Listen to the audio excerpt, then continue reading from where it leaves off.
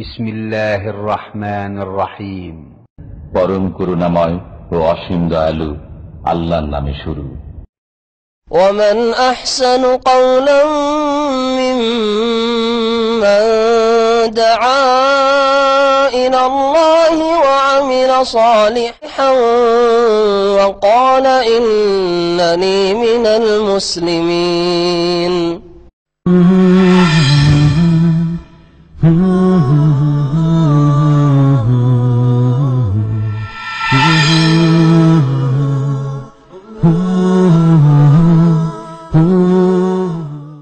আসসালামু আলাইকুম ওয়া রাহমাতুল্লাহি ওয়া বারাকাতুহু।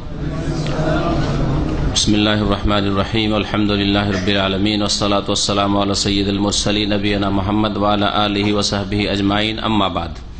ফাকাদ ক্বালা আল মুআল্লিফ রাহিমাহুল্লাহু তাআলা ওয়া আন আবি হুরায়রা রাদিয়াল্লাহু আনহু আনিন নবী সাল্লাল্লাহু আলাইহি ওয়াসাল্লাম ক্বাল তুনকাহুল মারআতু লিআরবা লিমালিহা ওয়া লিহাসাবিহা ওয়া লিজামালিহা ওয়ালিদিনিহা ফাজফার বিজাতিদ্দিন তারিবাত ইয়াদাক।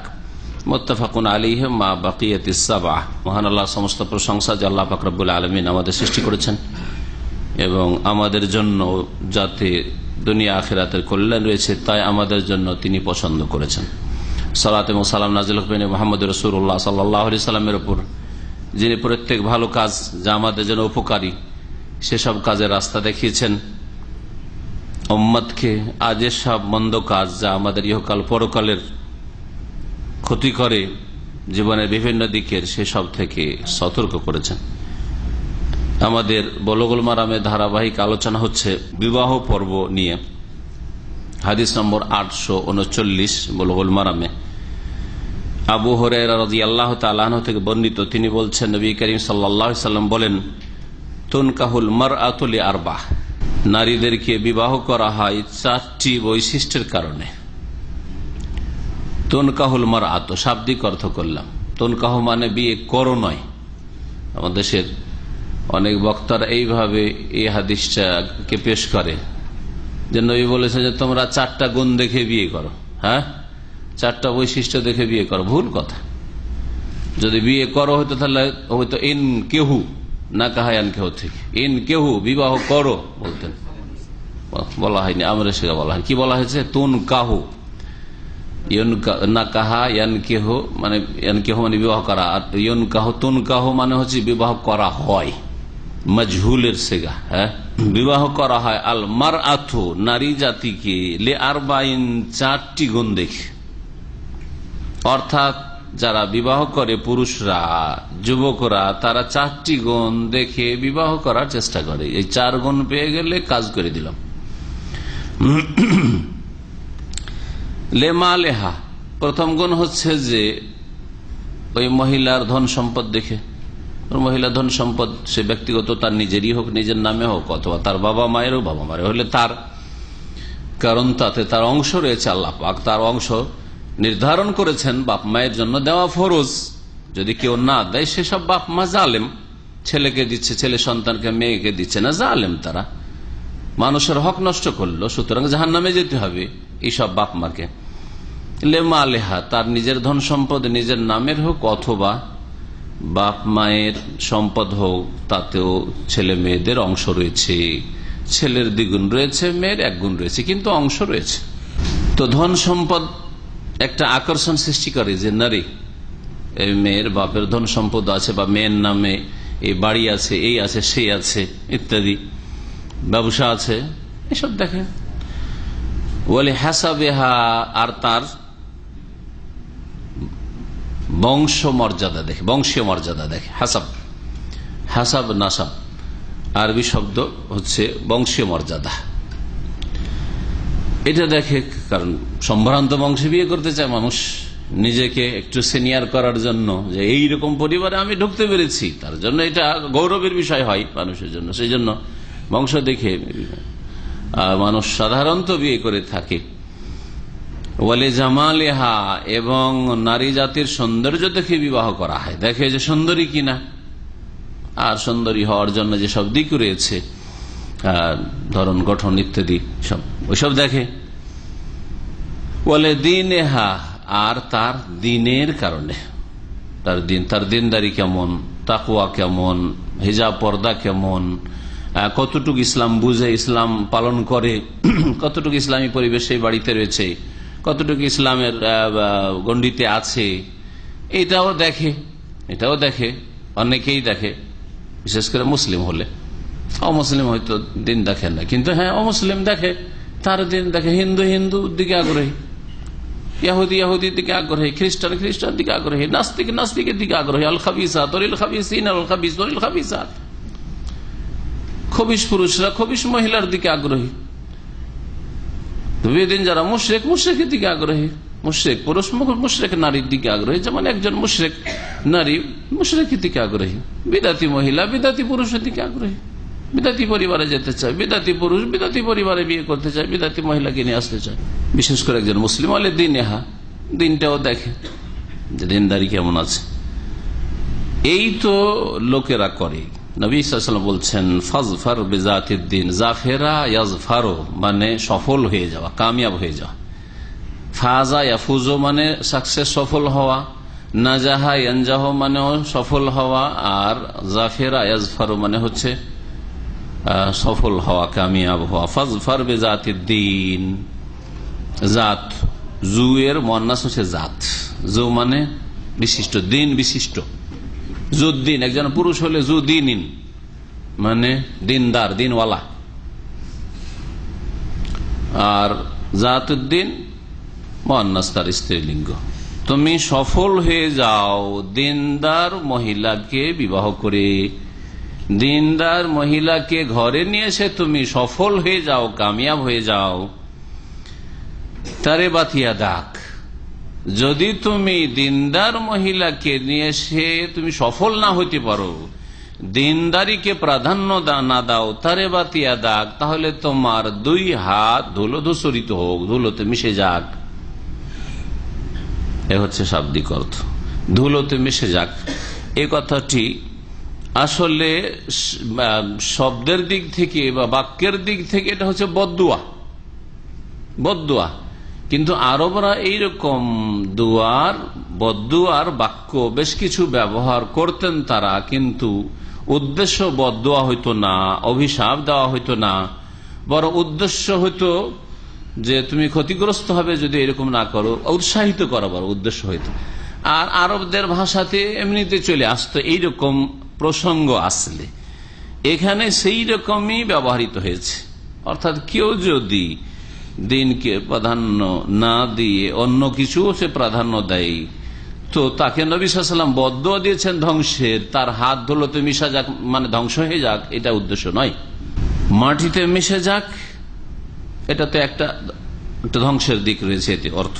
আর কেউ এর অর্থ করেছেন যে মাটিতে ধুলো ধূসরিত হওয়া বা মাটিতে মিশে যাওয়া তা ইঙ্গিত হচ্ছে দারিদ্র্যের দিকে, অভাবের দিকে। তো তার এবার তাহলে তুমি যেন অভাবী হয়ে যাও, এইরকম কথা।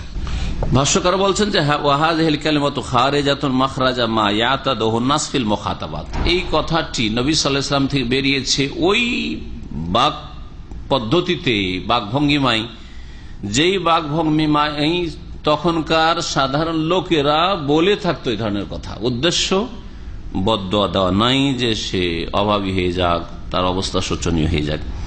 লা আন্নাহু সাল্লাল্লাহু আলাইহি ওয়াসাল্লাম কাসাদা বিহাদ দোয়া, এইটা নয় যে নবী সাল্লাল্লাহু আলাইহি ওয়াসাল্লাম এই দিয়ে বদদুয়ার উদ্দেশ্য করেছেন। মিসবাহুল মুনির একটি অভিধান রয়েছে আরবি ডিকশনারি, তাতে লিখেছে তারাত্তাবা ইয়াদাক কালিমাতুন জাআত ফি কালামিল আরব।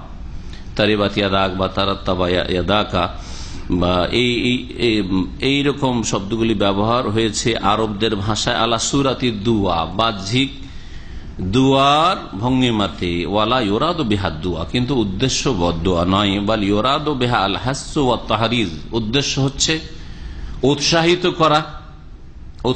করা যে তুমি এই কাজ করো। যেমন উৎসাহিত করার উদ্দেশ্য হয়ে থাকে, ভাষ্যকার আর বলছে কামা ইউকসাদু বিহা আইজান আল মুআতাবা ওয়াল ইনকার, যেমন উৎসাহিত করা কোন কাজের জন্য পরিচিত করা, উদ্বুদ্ধ করা হয়ে থাকে, ঠিক তেমনি কখনো কখনো আপত্তি করা অথবা কেউ কোনো ভুল করে দিলে যে ওকে একটু ধমকায় চমকায়, এই অর্থেও বা এই উদ্দেশ্য ব্যবহার হয়ে থাকে। আশ্চর্যের ক্ষেত্রে ব্যবহার হয়ে থাকে, কোন বিষয়কে গুরুত্ব দিয়ে বয়ান করার জন্য ব্যবহার হয়ে থাকে। এখানে উদ্দেশ্য হচ্ছে উৎসাহিত করা। এখন মানুষ এই ক্ষেত্রে এক এক মানুষ এক এক রকমের, কেউ কোনোটাকে প্রাধান্য দেয়। এখন 4টা মিলিয়ে কেউ যদি পেয়ে যায় তো সবচেয়ে ভালো, কারণ মানুষের দুনিয়ার যে গরজগুলো সেটাও হইল, হ্যাঁ সুন্দরীও পেল, আর তার সাথে সাথে যেগুলো চেয়েছিল সেগুলো আরো পেল, আর দিনও পেল, ভালো কথা না, নিষেধ আছে। কেউ যদি এমনিতে সবগুলি গুণ পেয়ে যায় তো খারাপ কথা হইল নাকি? জায়েজ না? না জায়েজ, জায়েজ আছে। তো নাজায়েজ কোনটা বা আপত্তিকর কোনটা? হ্যাঁ, যে দুনিয়াকে প্রাধান্য দেওয়া আর দিনকে 2 নম্বর রাখা। দিনটা পরের বিষয়, আগে দেখি যে সুন্দরী কিনা, এটা আপত্তিকর। দেখি যে বংশের মর্যাদা কেমন, কোন বংশের, হ্যাঁ তার বাপ কি, যদি বড় আলেম হয় একটু ধার্মিক হলে হ্যাঁ হ্যাঁ ঠিক আছে, তাহলে ওই পরিবারে ঠিক আছে। হ্যাঁ,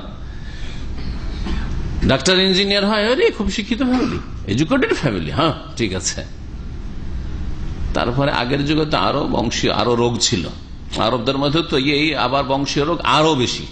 আর এরা অমুক বংশ, এরা হচ্ছে সিনিয়র বংশ, এরা হচ্ছে সিনিয়র বংশ, ছোট বংশ বিয়ে দেবে না। এই বড় বড় দাড়িওয়ালা, আর দেখতে একবারে প্যালেস্টাইনি লেবাননের মতো সুন্দর এক ভাই, তার সাথে আমার পরিচয় আল কাসিমে, কিন্তু বংশগত সে হচ্ছে দাস বংশ, আবিদ। বিয়ে হয়নি, অনেক বয়স প্রায় 35-40 হয়ে গেছে, বিয়ে হয়নি। আজকে থেকে সে 95 বা 94 ওই রকম সময়ে দেখা, কতদিন আগে, আজকে থেকে 20 বছর হয়ে যাচ্ছে। তো গল্প বলছি কি ব্যাপার বিয়ে করো নাই, জিজ্ঞেস করলাম। তো বলছে পাত্রী খুঁজে পাই না। সুবহানাল্লাহ, এত সুন্দর মানুষ পাত্রী খুঁজে পান না? হ্যাঁ, স্মার্ট বলা যেতে পারে, পাত্রী খুঁজে পান না? বলছি না। কেন? বলছে আপনাকে শুধু বলছি যে আমরা হচ্ছে নাহনু মিনাল আবিদ, আমরা হচ্ছে গোলাম বংশ, যার ফলে এইসব বিদ চায় না আমাদের সাথে। এখন আমাকে ওই গোলাম দিকে খুঁজে বিয়ে করতে হবে। আর গোলাম বংশের মেয়ে সাধারণত এরকম পর্দা, হিজাব, দিনদারিতা খুব অভাব, এরকম দিনদার পাওয়া মুশকিল। আবার যেমন আমাদের দেশে মধ্যম শ্রেণীর লোকদের মধ্যে দিন আছে, হ্যাঁ রিক্সা চালকের বাড়ি দিন পাওয়াই মুশকিল, যেমন বড় বড় পয়সাওয়ালাদের বাড়ি দিন পাওয়াই মুশকিল, ঠিক না? গরিব দেখে বিয়ে করবো, রিক্সা চালক, খড়ের বাড়ি, এই দিক থেকে ওই দিকে রাস্তা, ওর বাড়ির ভিতর দিয়ে রাস্তা, কোনো পর্দা নেই বাড়িতে,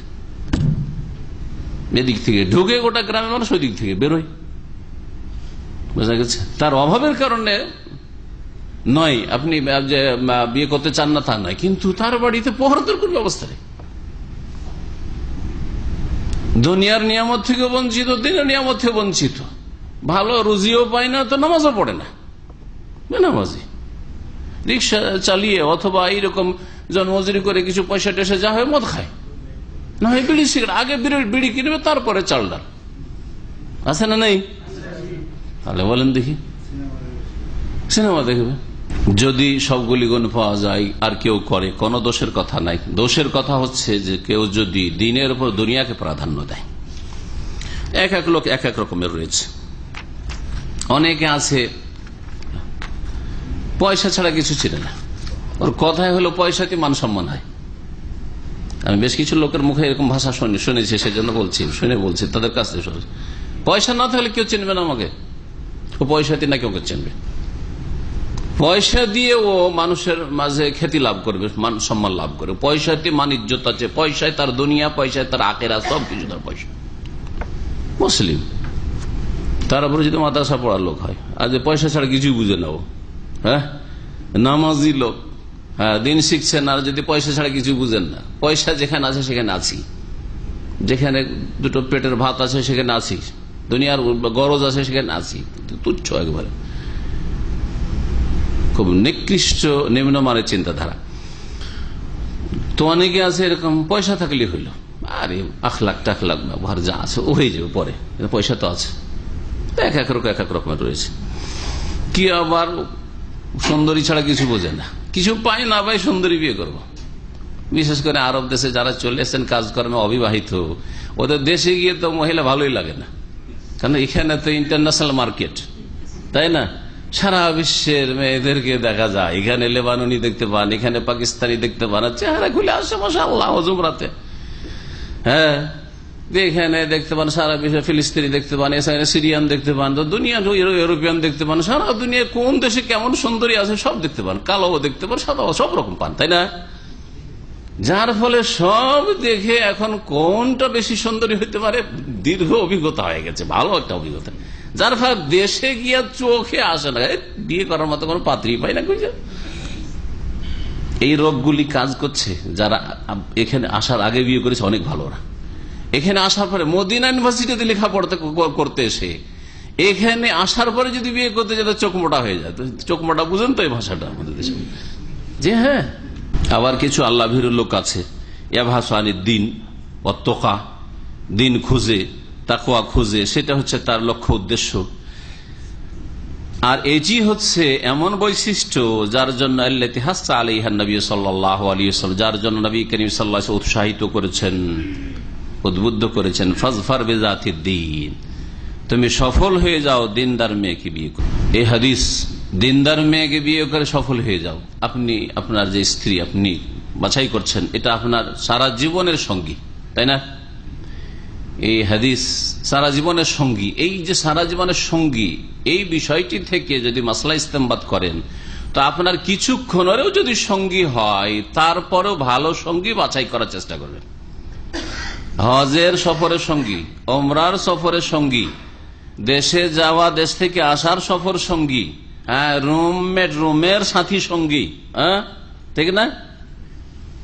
ট্যাক্সিতে আপনি 2 রিয়াল 3 রিয়াল দিয়ে আপনি কোথাও থেকে 91 থেকে এখানে আসছেন, হ্যাঁ, খবর থেকে আসছেন, হ্যাঁ, আপনার ট্যাক্সিতে ওই যে 5 জন সঙ্গী চেপেছেন, যাত্রী চেপেছেন, ওই সঙ্গী দেখছেন যে একজনের হাতে সিগারেট ধরা আছে আর তাতে দাড়ি শরীফ নিয়ে বসে গেলেন। এটা ভালো কাজ হলো নাকি? না, এটা ভালো কাজ খুব একটা হলো না। ফাসেকদের সাথে, পাপীদের সাথে আপনি বসে গেলেন সন্তুষ্ট চিত্তে, 10 মিনিট যাক, আমি দেখি কোন ভালো মানুষের গাড়ি পাই কিনা। এইরকম করা উচিত, কারণ এইগুলো আপনার জীবনে কাজে আসবে, কাজে আসবে, এইরকম হওয়া উচিত। অনেকে না না না আমার গরজ আছে, তাদের যেতে হবে, ও সিগারেট খাচ্ছে, ওর কাজ, আমি আমার কাজ করবো, ওর কাজ করছে। হ্যাঁ, আপনার সঙ্গীটা ভালো বাছাই করেন। অনেক বছর আগে এখান থেকে আল্লাহর সাথে আমাদের একটা দায়ীদের একটা মিটিং ছিল, 2 দিন 3 দিনের মনে হয়। তো যাবো দুজন, একজন রাস্তানোর থেকে এসছে, আমি এখান থেকে সম্ভবত, আর একজন ছিল মানে শেখ রবি, 3 জন। আমরা গিয়ে উঠতে গেছি, এখানে তো দেখছি একটা রাফেজি ড্রাইভার, শিয়া ড্রাইভার। তো আমরা ওকে দেখে ঘৃণা করছি, আর ও আমরাকে দেখে ঘৃণা করছে। আমরাও চাই না তাদের গাড়িতে বসতে, আর সেও চাই না ভিতরে ভিতরে যা, বুঝতে পারলাম, কারণ ওই পয়সা পাবে, তারপর চাই না, আমরা তোর কাছে কিছু পাবো না, দিতে হবে পয়সা। যেহেতু আমরা ভালো চাইবো ড্রাইভার, এটা স্বাভাবিক কথা, পয়সা দিয়ে যাব। ও চাই না আমাদের মতো লোককে, দাড়িওয়ালাদেরকে। সিরিয়াল, এদের সিরিয়াল আছে, জানেন কিনা, তাই না? ওর পিছনে যে লোকটি আছে, ও 9 একজন বড় দাড়িওয়ালা, তাও ওকে বলছে আল্লাহ খোঁজেন, মা বাবা জানতে পারিনি। রাস্তায় যাচ্ছি, যাওয়ার পরে তখন ওই ড্রাইভারের শুকরিয়া আদায় করছি, জাযাকাল্লাহ খাইর, আলহামদুলিল্লাহ, আল্লাহ তোমার মতো লোক আমাদের সাথে ড্রাইভার মিলিয়ে দিয়েছে, গাড়িওয়ালা মিলিয়ে দিয়েছে। তখন বলছে আমি আপনাদেরকে পেয়ে খুশি। ও ছিল, ওই ছিল অন টেন ছিল, হ্যাঁ, অন টেন ছিল, বোঝা গেছে। ও বললো যে খালাস, আল্লাহ খুঁজবো, তাও আলহামদুলিল্লাহ, আল্লাহ কিভাবে বাঁচায়। আমরা ওকে ঘৃণা করেছি, ওর গাড়িতে যাবো না, ও লাইনে আছে, একটু লেট হলে যাবো না, ও নিয়ত করছে না ওই গাড়িতে যাবো না, একটু লেট হলে যাবো না, পরে দেখি ভালো মানুষ পাই কিনা। তো আল্লাহ মিলিয়ে দিল, বুঝতে পারছেন না? একবার একটা গাড়িতে উঠতে যাচ্ছি অন্য কোনো দেশ, দেখি যে ও ড্রাইভার মুখে সিগারেট দিয়ে আছে। দেখি আমার সাথে এক ভাই আছে, আমার গাড়িতে ওঠানোর জন্য, ও তো বুঝে ওর সাথে কথা বলা শুরু করেছে। আমি বললাম রাখো, ওই গাড়িতে না, মোটেই না, অন্য গাড়ি খুব। তাহলে যখন নবী করিম সাল্লাল্লাহু আলাইহি ওয়াসাল্লাম বলেন ফাজফার বিজাতিদ দ্বীন, দিনদার সঙ্গী তুমি নির্বাচন করে কি হয়ে যাও, সফল হয়ে যাও, তাহলে আপনি জীবনের প্রতিটি ক্ষেত্রে দিনদার সঙ্গী বাছাই করার চেষ্টা করবেন। ব্যবসা বাণিজ্য শুরু করছেন, আরে টাকা পয়সাওয়ালা আছে, ভালো একটা পার্টনার পয়সার দিক থেকে, অথচ নেই, নামাজ নেই, যে আল্লাহর খেয়ানত করতে পারে সে মানুষের খেয়ানত করতে পারে, স্বাভাবিক নয় ছয় করতে পারে, কোনো ভয় নেই তার। কখনো তাকে অংশীদার হিসাবে ব্যবসা বাণিজ্য নেবেন না, আপনি কাজকর্মে নেবেন না, আমলা হিসাবে আপনার কর্মচারী হিসাবে নেবেন না, আপনার সঙ্গী ওগুলো আপনার সাথে কলিগ কাজ করবে আপনার আন্ডারে, না কখনো নেবেন না। এই সমস্ত মাসাইলগুলি এই হাদিস থেকে ইস্তেমবাদ করা যেতে পারে। ফাজফার বিজাতিদ দ্বীন, শুধু স্ত্রীর ক্ষেত্রে নয়, রুমে বেনামাজি সব রমজান মাসে রোজা রাখেন না, খুশির সাথে আনন্দের সাথে তাদের সাথে থাকছেন, কারণ আপনার ডিস্ট্রিক্টের লোক, সেই জন্য আমার দেশি, আমার ডিস্ট্রিক্টের, আমার অঞ্চলের, আমার সাথে খুব পুরাতন সাদিক। সাদিক আবার কিসের? বেনামাজি আপনার সাদিক, হ্যাঁ বেরোজাদার, আল্লাহর ফরজ আদায় করেন, আপনার কি করে বন্ধু হইতে পারে? কখনো না। একজন মুসলিমের জন্য জায়েজ নাই যে বলবে বন্ধু। সূরা কাহফের আয়াত নম্বর 28 আল্লাহ পাক ইরশাদ করেছেন, ওয়াসবির নাফসাকা মাআল্লাযীনা ইয়াদউনা রাব্বাহুম বিল গাদাতি ওয়াল আশি ইউরিদুনা ওয়াজহা। হে নবী মুহাম্মদ সাল্লাল্লাহু আলাইহি ওয়াসাল্লাম, ওয়াসবির নাফসাক, তুমি তোমাকে অটল রাখো, ধৈর্যের সাথে রাখো, মাআল্লাযীনা, ওই সব লোকদের সাথে, আল্লাযীনা ইয়াদউনা রাব্বাহুম, যারা নিজেদের রবকে কি করে? ডাকে, আহ্বান করে, বিল গাদাতি ওয়ালা, সকাল বিকেল আল্লাহকে ভুলেন না যারা, ইউরিদুনা ওয়াজহা, যারা আল্লাহর সন্তুষ্টি কামনা করে, ওয়ালা তাদু আইনাকা আনহুম, আর তোমার দৃষ্টি যেন তাদের থেকে অন্যদিকে না চলে যায়, মানে ধনীদের দিকে, পয়সাওয়ালাদের দিকে, হ্যাঁ যারা প্রভাবশালী, যাদের মাধ্যমে দুনিয়ার উন্নতি হবে, ওই দিকে যেন নজর না যায়। তরিদ জিনাতাল হায়াতের দুনিয়া, তুমি পার্থিব সাজসজ্জা চাও না। এই হাদিস যখন আমাদের সামনে আসলো যে দিনদার মেয়েকে বিয়ে করতে হবে, দিনদারিকে এক নম্বরে রাখতে হবে, তারপরে বাকি গুণগুলি যদি পান, যেগুলো আপনার কাম্য পার্থিব ক্ষেত্রে পান তো ভালো কথা, না পেলে কোনো দোষের কথা নাই। আসল গুণ হচ্ছে ভিতরের গুণ, দিন এবং আখলাক, চরিত্রের গুণ। এই মর্মে একটি হাদিস ইবনে মাজাতে, বাজ্জারে আর বাইহাকিতে রয়েছে। আব্দুল্লাহ বিন আমর ইবনে আস রাদিয়াল্লাহু তাআলা আনহুমা থেকে নবী করিম সাল্লাল্লাহু আলাইহি ওয়াসাল্লাম বলেন, লা তানকিহুন নিসা লিহুসনিহিন্না, তোমরা মহিলাদেরকে বিয়ে করিও না তাদের সৌন্দর্য দেখে, শুধু সৌন্দর্যের কারণে বিয়ে করিও না। ফালাল্লাহু ইউরদিহিন্না, সম্ভবত হতে পারে যে তাদের সৌন্দর্য তাদেরকে ধ্বংস করে ফেলবে, সৌন্দর্য তাদেরকে কি করে ফেলবে? ধ্বংস করে ফেলবে। আপনারা এটা ব্যাখ্যা আমার চাইতে কম বুঝবেন না। সৌন্দর্য অহংকার সৃষ্টি করে দিতে পারে, সৌন্দর্য তার ডিমান্ড বাড়িয়ে দিতে পারে, সৌন্দর্য তাকে পাপে লিপ্ত করতে পারে, সৌন্দর্যের কারণে সে ভালো থাকার চেষ্টা করলেও তাকে ভালো থাকতে নাও দেওয়া হইতে পারে। ওয়ালালে মালহিন্না, আর ধন সম্পদ দেখেও বিয়ে করিও না। ফালাল্লাহু ইউতগিহিন্না, কারণ হতে পারে যে ধন সম্পদ তাকে সীমা লঙ্ঘনকারী বানিয়ে দিতে পারে। ধন সম্পদের কারণে হ্যাঁ তার দ্বারা বাড়াবাড়ি হতে পারে, স্বামীকে পরই করে না, মনেই করে না স্বামীকে, কি তুমি রাখো আর না রাখো, কি অভাব আছে আমার বাবার। ওয়ানকিহুহুন্না লিদ্দিন, বিয়ে করো নারীদেরকে তাদের দিনের কারণে, দিনের গুণ দেখে। ওয়ালা আমাতুন সাউদা খারাকা যাতু দীনিন আফদালু, যদি কালো দাসী হয় আর বুদ্ধিও কম হয়, খারকা বুদ্ধির অভাব থাকে, জ্ঞান বুদ্ধিরও কিছুটা অভাব থাকে, মানে সোজা সাদা সিধা, বেশি বুঝে না কিছু, তো যেমন চাইছেন আপনি যে খুব চালাক চতুর হোক, ওই রকম নয়, হয়তো সাদা সিধা। জাত দিন, কিন্তু দিনদার যদি মহিলা হয়, আফজালু, এটা হচ্ছে শ্রেয়। হাদিস আল জামে সাগীরে রয়েছে, কিন্তু হাদিসটিকে আল্লামা আলবানী খুব জয়ীফ বলেছেন। হাদিস নম্বর 6216। হাদিস জয়ীফ, কিন্তু এর সমর্থক আমাদের কাছে সহিহ হাদিস, যে হাদিসটি আমাদের এই কিতাব বুলুগুল মারামে রয়েছে, এই জন্য বয়ান করলাম। এই শব্দ দিয়ে এই কথাগুলি আমাদের কাছে সাব্যস্ত নয় যখন দুর্বল হাদিস, কিন্তু এর অর্থ আমাদের কাছে সাব্যস্ত, যে ফাজফার বিজাতিদ দ্বীন। নবী সাল্লাল্লাহু আলাইহি সাল্লাম কামিয়াবির কথা বলেছেন, সফলতার কথা বলেছেন, দিনদার রমণী ঘরে থাকলে সফলতা লাভ হয়, এই কথা তো বোঝা গেল। শুধু এই কথা বলেন তুমি দিনদার মেয়েকে বিয়ে করো, এটা তো উদ্দেশ্য নেই, সফলতার কথা বলা হয়েছে। তাহলে জীবনটা সাকসেস হবে যদি দিনদার রমণী আপনার ঘরে থাকে।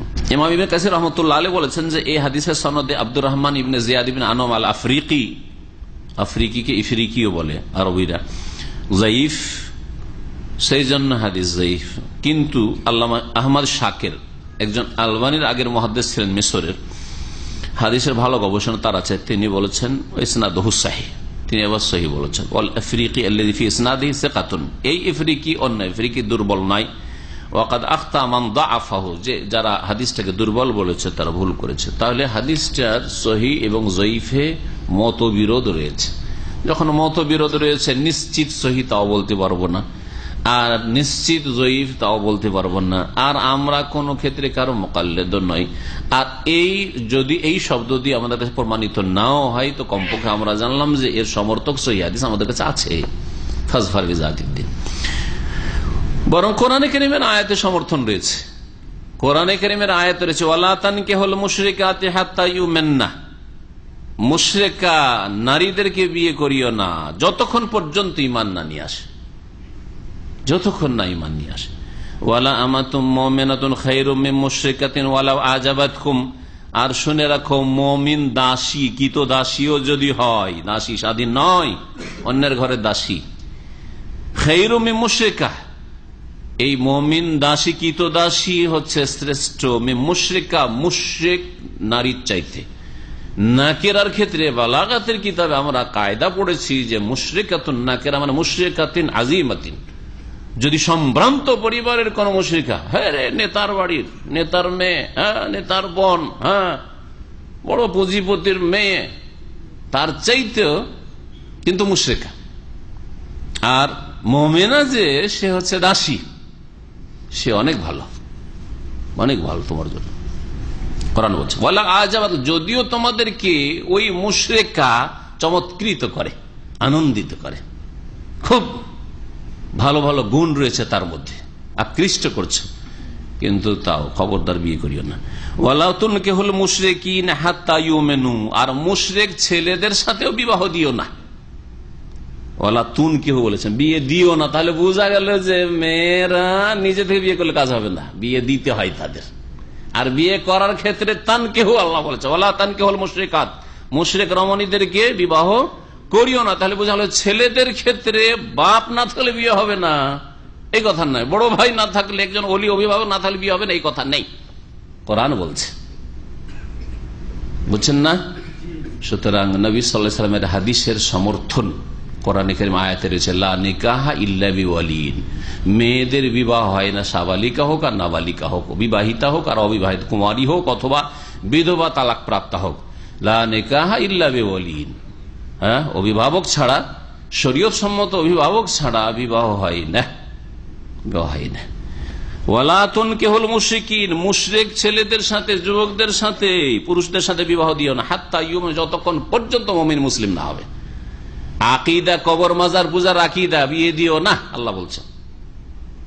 মুশরিক মানে শুধু হিন্দু হয় না, মুশরিক মানে শুধু নন মুসলিম হয় না, মুশরিক মানে যারাই শিরক করে, যাদের আকিদা, আমলে, ইবাদতে, কথায় শিরক আছে, মুশরিকদের সাথে বিবাহ দিও না। ওয়ালা আবদুম মুমিনুন খায়রুম মিন মুশরিক, আর শুনে রাখো অবশ্যই মুমিন কিত দাস, খায়রুম মিন মুশরিক, বড় বড় মুশরিক নেতার ছেলে, হ্যাঁ, পুঁজিপতির ছেলের চাইতেও বেশি শ্রেষ্ঠ মুমিন কিত দাস, যদি চাকরও হয়, কারো গোলামি করছে তাও ভালো। ওয়ালাউ আজাবাকুম, যদিও তোমাদেরকে কোন মুশরিক ছেলে চমৎকৃত করে, খুব সুন্দর ভালো ছেলে, ভালো গুণ আছে, তার পার্থিব গুণ আছে না, উলাইকা ইয়াদউনা, কেন উলাইকা ইয়াদউনা ইলান নার, কারণ এরা মুশরিকরা জাহান্নামের আগুনের দিকে ডাকছে। আল্লাহু ইয়াদউ ইলাল জান্নাহ, আর আল্লাহ জান্নাতের দিকে ডাকছেন। তুমি জান্নাতের দিকে যেতে চাও, তাহলে তোমার ঘরের স্ত্রীটা মুমিনা হইতে হবে। তুমি যেই ছেলেটাকে মেয়ে দিবে, বোন দিবে, সেটা মুমিন হইতে হবে, না হলে খেয়ানত করবে তুমি, খেয়ানত করবে তুমি যদি মুশরিকের ঘরে বিয়ে দাও, বেনামাজির ঘরে বিয়ে দাও, হ্যাঁ, বেদিনের ঘরে বিয়ে দাও, দুনিয়া দেখে শুধু দাও। আল্লাহু ইয়াদউ ইলাল জান্নাতি ওয়াল মাগফিরাতি বিইজনিহি, আর আল্লাহ রাব্বুল আলামিন তার জান্নাতের দিকে আর মার্জনার দিকে আহ্বান করছেন তার অনুমতি ক্রমে। ওয়া ইউবাইয়িনু আয়াতিহি লিন-নাস লাআল্লাহুম ইয়াতাযাক্কারুন, আল্লাহ পাক তার আয়াতগুলিকে বিশদভাবে বর্ণনা করেন যাতে লোকেরা উপদেশ গ্রহণ করে। এই হাদিস থেকে আরো বোঝা গেল যে আপনি কখনো মেজরিটিকে আপনার জন্য আদর্শ মনে করবেন না। সমাজের লোক সবাই তো তুনকাহুল মারাত, তাহলে সমাজের লোক কি করে? সাধারণত মেজরিটি এইসব দুনিয়ার গুণ দেখে বিবাহ শাদী করে, খবরদার, তারা তোমার জন্য আদর্শ নয়। তোমার জন্য আদর্শ হচ্ছে রাসূলুল্লাহ সাল্লাল্লাহু আলাইহি ওয়াসাল্লাম, কোরআন এবং হাদিস। এই হাদিস থেকে আরো বোঝা যায় যে মানুষের যেন দৃষ্টি এক ভঙ্গি একেবারে খুব সংকীর্ণ না হয়, দূরদর্শিতা যেন থাকে। যে কোনো কাজের ক্ষেত্রে, কোনো পদক্ষেপ নেওয়ার ক্ষেত্রে কি থাকে? দূরদর্শিতা থাকে। এটা কেন করে বোঝা গেল? কারণ যদি পয়সাওয়ালার ঘরে বিয়ে করতে পারেন, নগদ নগদ বেনিফিট শুরু হয়ে গেল। সুন্দরী মেয়ে যদি ঘরে উঠাইতে পারেন তো নগদ নগদ আপনি, হ্যাঁ, সুন্দরী রমণী পেয়ে গেছেন মাশাআল্লাহ। হ্যাঁ, যদি ভালো বংশে একটা ঢুকতে পারেন বিয়ে করে, তাহলে নগদ নগদ শুরু হয়ে গেল। এগুলো হচ্ছে কি? সংকীর্ণ দৃষ্টিভঙ্গি। আর দূরদর্শিতা হচ্ছে যে এগুলো গুণ নাই থাক, দিন আছে আমার। এই দিনের ফল যদি আমি এখন নাও পাই, সুন্দরী অত নয়, পয়সাও নাই, হ্যাঁ, ওই রকম বংশেরও নয়, ইত্যাদি, দুনিয়ার এইসব নেই, কিন্তু দিনের কারণে হবে কি? অনেক দূর পর্যন্ত দৃষ্টি রাখেন, দূরদর্শিতা। মানে শুধু আখেরাত, বলছে আখেরাত, শুধু আখেরাত নয়, কারণ ভালো জমিতে ভালো ফসল হয়, ভালো জমিতে ভালো ফসল হয়। নবী সাল্লাল্লাহু আলাইহি ওয়াসাল্লাম একটা হাদিসে রয়েছে, আল মাম্বাতুসু, খারাপ জমিনে, খারাপ ভূমিতে কখনো ভালো ফসল উৎপন্ন হতে পারে না। হবে নাকি? তো আপনার স্ত্রী হচ্ছে নিসাউকুম হারসুল লাকুম, ক্ষেত খামার, আপনার জমি, হ্যাঁ, সেই জমি আপনার যদি ভালো হয় তো ফসল ভালো হবে। তো দূরদর্শিতা হচ্ছে যে যদিও সুন্দরী নয়, কিন্তু নেক মেয়ে যদি বিয়ে করি তো ভালো আমার ছেলে মেয়েদের তরবিয়ত করবে, ছেলে মেয়েরা ভালো দিনদার পরেজগার হবে, এরা আল্লাহ ভীরু হবে, এরা আলেমে দিন হবে, দিনের খাদেম হবে, এরা আমার জন্য দোয়া করবে, এবং এরা আমার দুনিয়ার ক্ষেত্রে আপনাকে কেউ চিনত না, কিন্তু আপনার ছেলেরা ভালো আলেম হওয়ার কারণে আপনাকে দুনিয়া চিনে গেছে, অমুকের ছেলে, আপনার নাম কেউ চিনত না, আপনি এমন লোক যেন কেউ জানত না হয়তো, ঠিক কিনা? অনেক মানুষ রয়েছে যে ওকে কেউ চিনত না, ও পরিচিত হয়েছে ওই ছেলের মাধ্যমে বা মেয়ের মাধ্যমে। এটা হচ্ছে দূরদর্শিতা, দুনিয়ার দূরদর্শিতা, দুনিয়ারও লাভ, দিনের লাভের সাথে দুনিয়ারও লাভ রয়েছে। আল্লাহ পাক একেবারে দুনিয়া দেবেন না এই কথা তো বলেন নাই, কিন্তু একটু দূরদর্শিতা লাগবে, আপনার ফায়দাটা যেন সুদূর প্রসারিত হয়। আর আখেরাত তো আছেই। এই হাদিসের ব্যাখ্যা হাসান বসরি রহমতুল্লাহ আলাইহির একটি উক্তি দিয়ে শেষ করছি। বলছেন যে একটি বর্ণনায় রয়েছে যে হাসান বসরির কাছে একজন লোক আসলো, আসার পরে ওয়াকাল লাহু ইন্নাহু লি বিনতান উহিব্বুহা ওয়া কাদ খাতাবাহাল কাসীর ফামান তুশিরু আলাইয়া আন উযাওওয়াজাহা লাহু। বলছে আমার একটি মেয়ে আছে, খুব ভালোবাসি। আর কেরা ভালোবাসে মেয়েকে? যদি ভালো মানুষ হয় তো অবশ্যই ভালোবাসে। মেয়েকে খুব ভালোবাসি, যখন মেয়েকে ভালোবাসি, কেউ নিজের মেয়েকে ভালো পেলে তার নিচে কোথাও রাখতে যাবে না, ঠিক কিনা? এখন ওকে কয়েক ওয়াকাদ খাতাবাহাল কাসীর, অনেক ছেলেরাই পয়গাম দিয়েছে, প্রস্তাব পাঠিয়েছে। ফামান তুশিরু আলাইয়া আন উযাওওয়াজাহা লাহু, তাহলে আমার একটি মেয়ে আর খুব আমার প্রিয় মেয়ে, এই মেয়ের কার সাথে বিয়ে দেব? অনেক ছেলেই পয়গাম পেশ করেছে। কালা যাওওয়াজহা রাজুলান ইয়াখাফুল্লাহ। হাসান বসরি রহমাতুল্লাহ আলাইহি বললেন যে এমন ব্যক্তির সাথে তুমি বিবাহ দাও তোমার মেয়ের, যে আল্লাহকে ভয় করে। যে কি করে? আল্লাহকে ভয় করে। ফাইন্নাহু ইন আহাব্বাহা আকরামাহা। কেন? কারণ যদি সে ভালোবাসতে পারে স্ত্রীকে, তোমার মেয়েকে, তাহলে সম্মান করবে। কেন? ভালোবাসার সম্মান করবে, যত্ন করবে স্ত্রীর। আর যদি ওয়াইন আবগাযা, আর তার অন্তরে যদি ভালোবাসা না জানো, অনেক সময় ভালোবাসা নিজের ইখতিয়ারে থাকে না, পারা যায় না।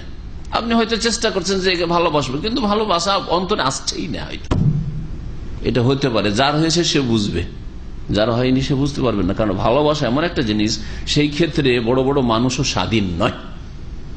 নবী করিম সাল্লাল্লাহু আলাইহি ওয়াসাল্লাম এই জন্য পালা ভাগ করে দেওয়ার পর বলতেন, আল্লাহুম্মা হাযা কাসমী ফিমা আমলিকু ফালা তালুমনি ফিমা তামলিকু ওয়ালা আমলিকু।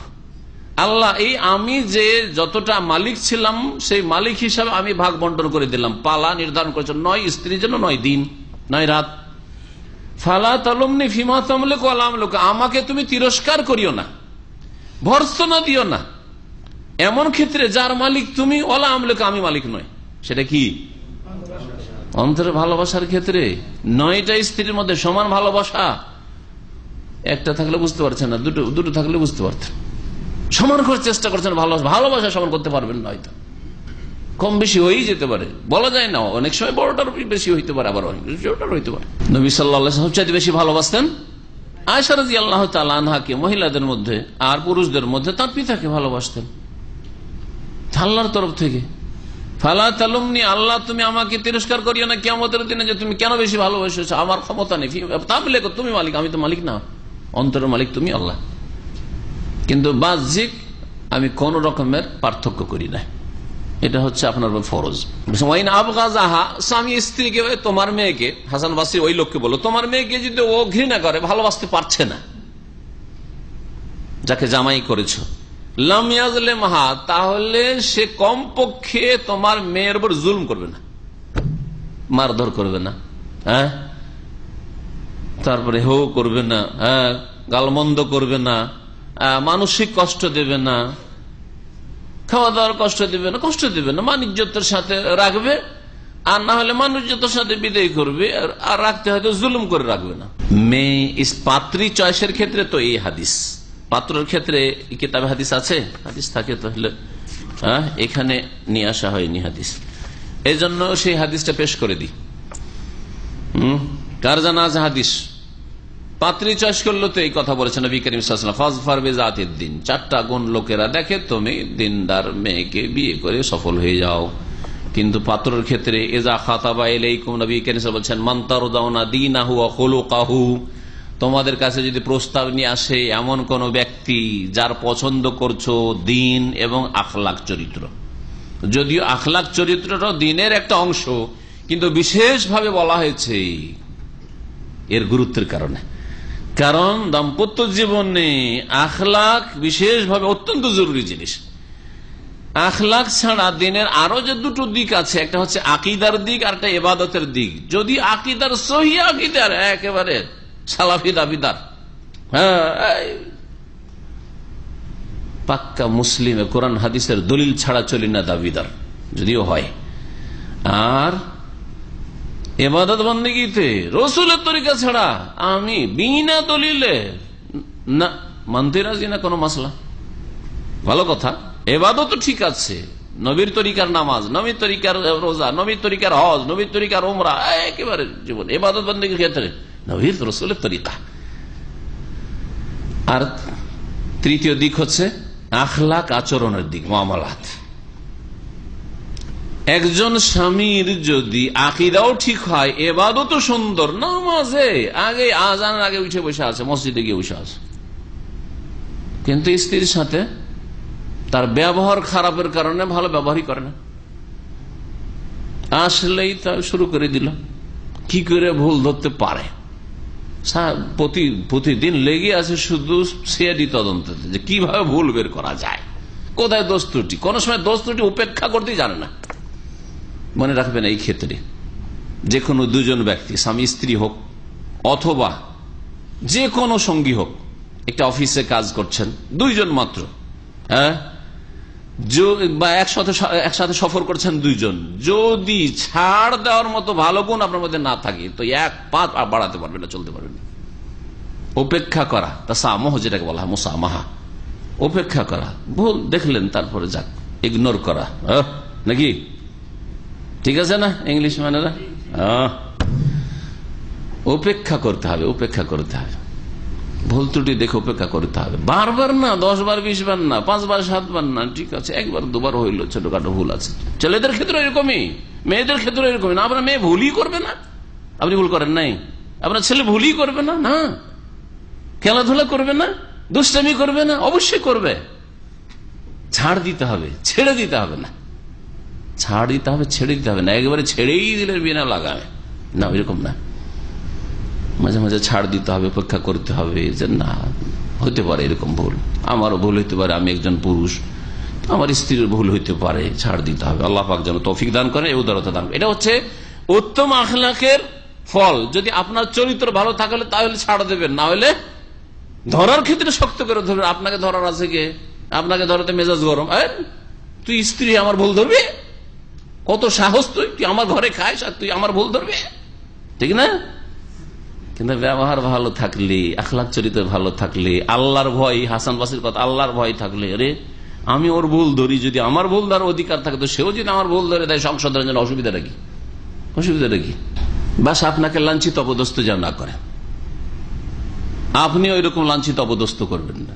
এবার আপনার গোটা ফ্যামিলির সামনে যদি আপনার স্ত্রীকে লাঞ্ছিত অপদস্থ করেন তার ভুল ত্রুটির কারণে সবার সামনে, তো আপনিও সেই যোগ্য, আপনি ওই রকম অপদস্থ হওয়ার যোগ্য। আপনি তাকে লাঞ্ছিত অপদস্থ করবেন, মানুষের সামনে বেইজ্জত করবেন না, আর আপনি আর বেইজ্জতি হোক, অপমানিত হন, মানুষের কাছে ছোট হন, এইভাবে সে আপনার দোষ ত্রুটি তুলে ধরবেন সবার সামনে। আপনার সংশোধনমূলক যাতে সংশোধন হয় সেই রকমের কাজ করবে। হ্যাঁ, যখন সংশোধন না হচ্ছে, সীমা ছড়িয়ে যাচ্ছে অন্যায়, যেমন নামাজি স্বামী পড়তে চাই না, শিরক ছাড়তে চাই না, বা নাস্তিকতা রয়েছে, বিধর্মী, অথবা এইরকম বড় ধরনের দোষ রয়েছে, জেনা ব্যভিচারে লিপ্ত, না একে বুঝিয়ে পারা যাচ্ছে না, তখন অবশ্যই শক্ত হইতে হবে, স্ত্রীকে শক্ত হইতে হবে, যেমন স্বামীকে শক্ত হইতে হবে। এইসব ক্ষেত্রে ছাড় নেই। ছাড় দেওয়া মানে এই না যে বড় বড় পাপ কাবিরা গুনাহ হচ্ছে আর ছাড় দেওয়া আরো একটা সীমা আছে যে কোন কোন ক্ষেত্রে ছাড় দেওয়া যেতে পারে, সেই ক্ষেত্রে আপনার জ্ঞান থাকতে হবে শরীয়তের।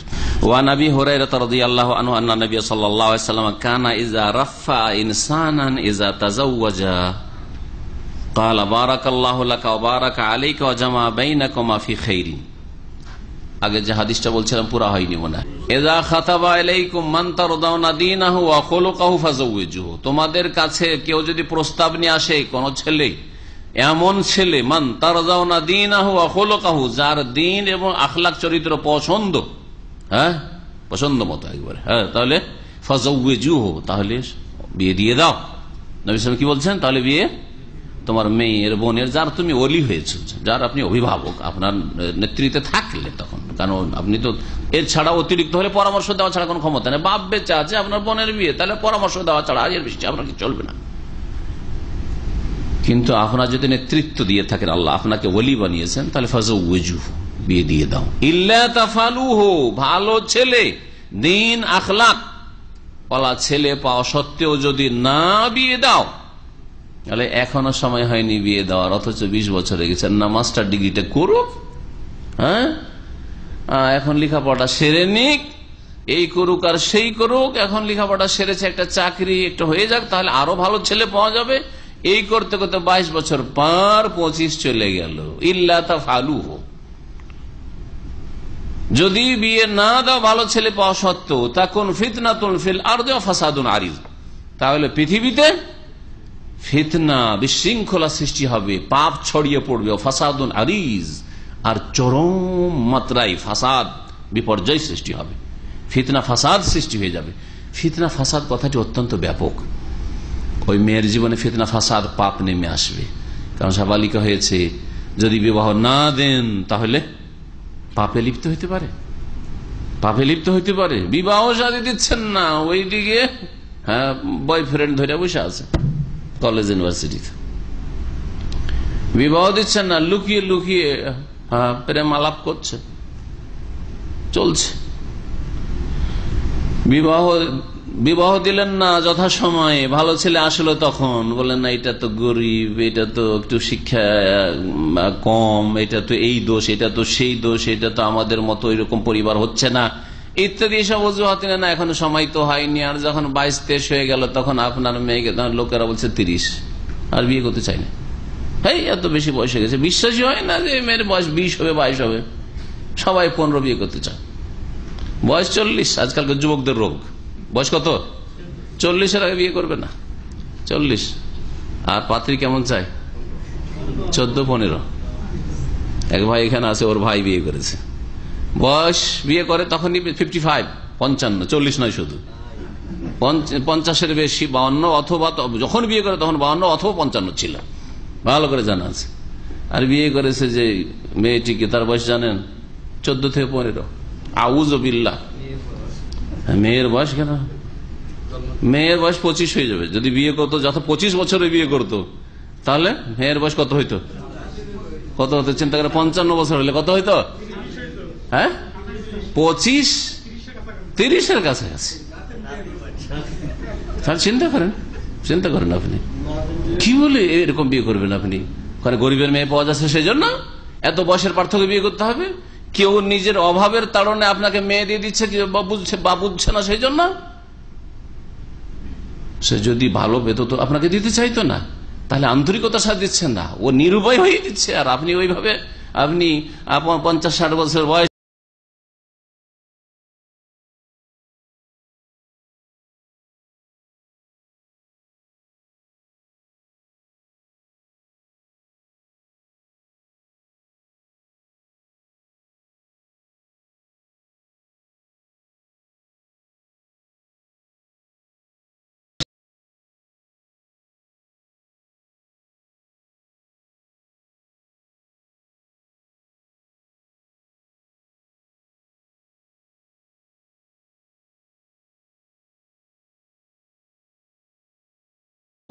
বিবাহের সময় যখন কোন ব্যক্তিকে দোয়া দিতেন, রাফা মানে দোয়া দেওয়া, দা লাহু বিত-তাওফীক ওয়াল মা'না দা লাহু বিত-তাওফীক ওয়া হুসনুল ইশরাতি ওয়া হান্না বিজাওয়াজিহি।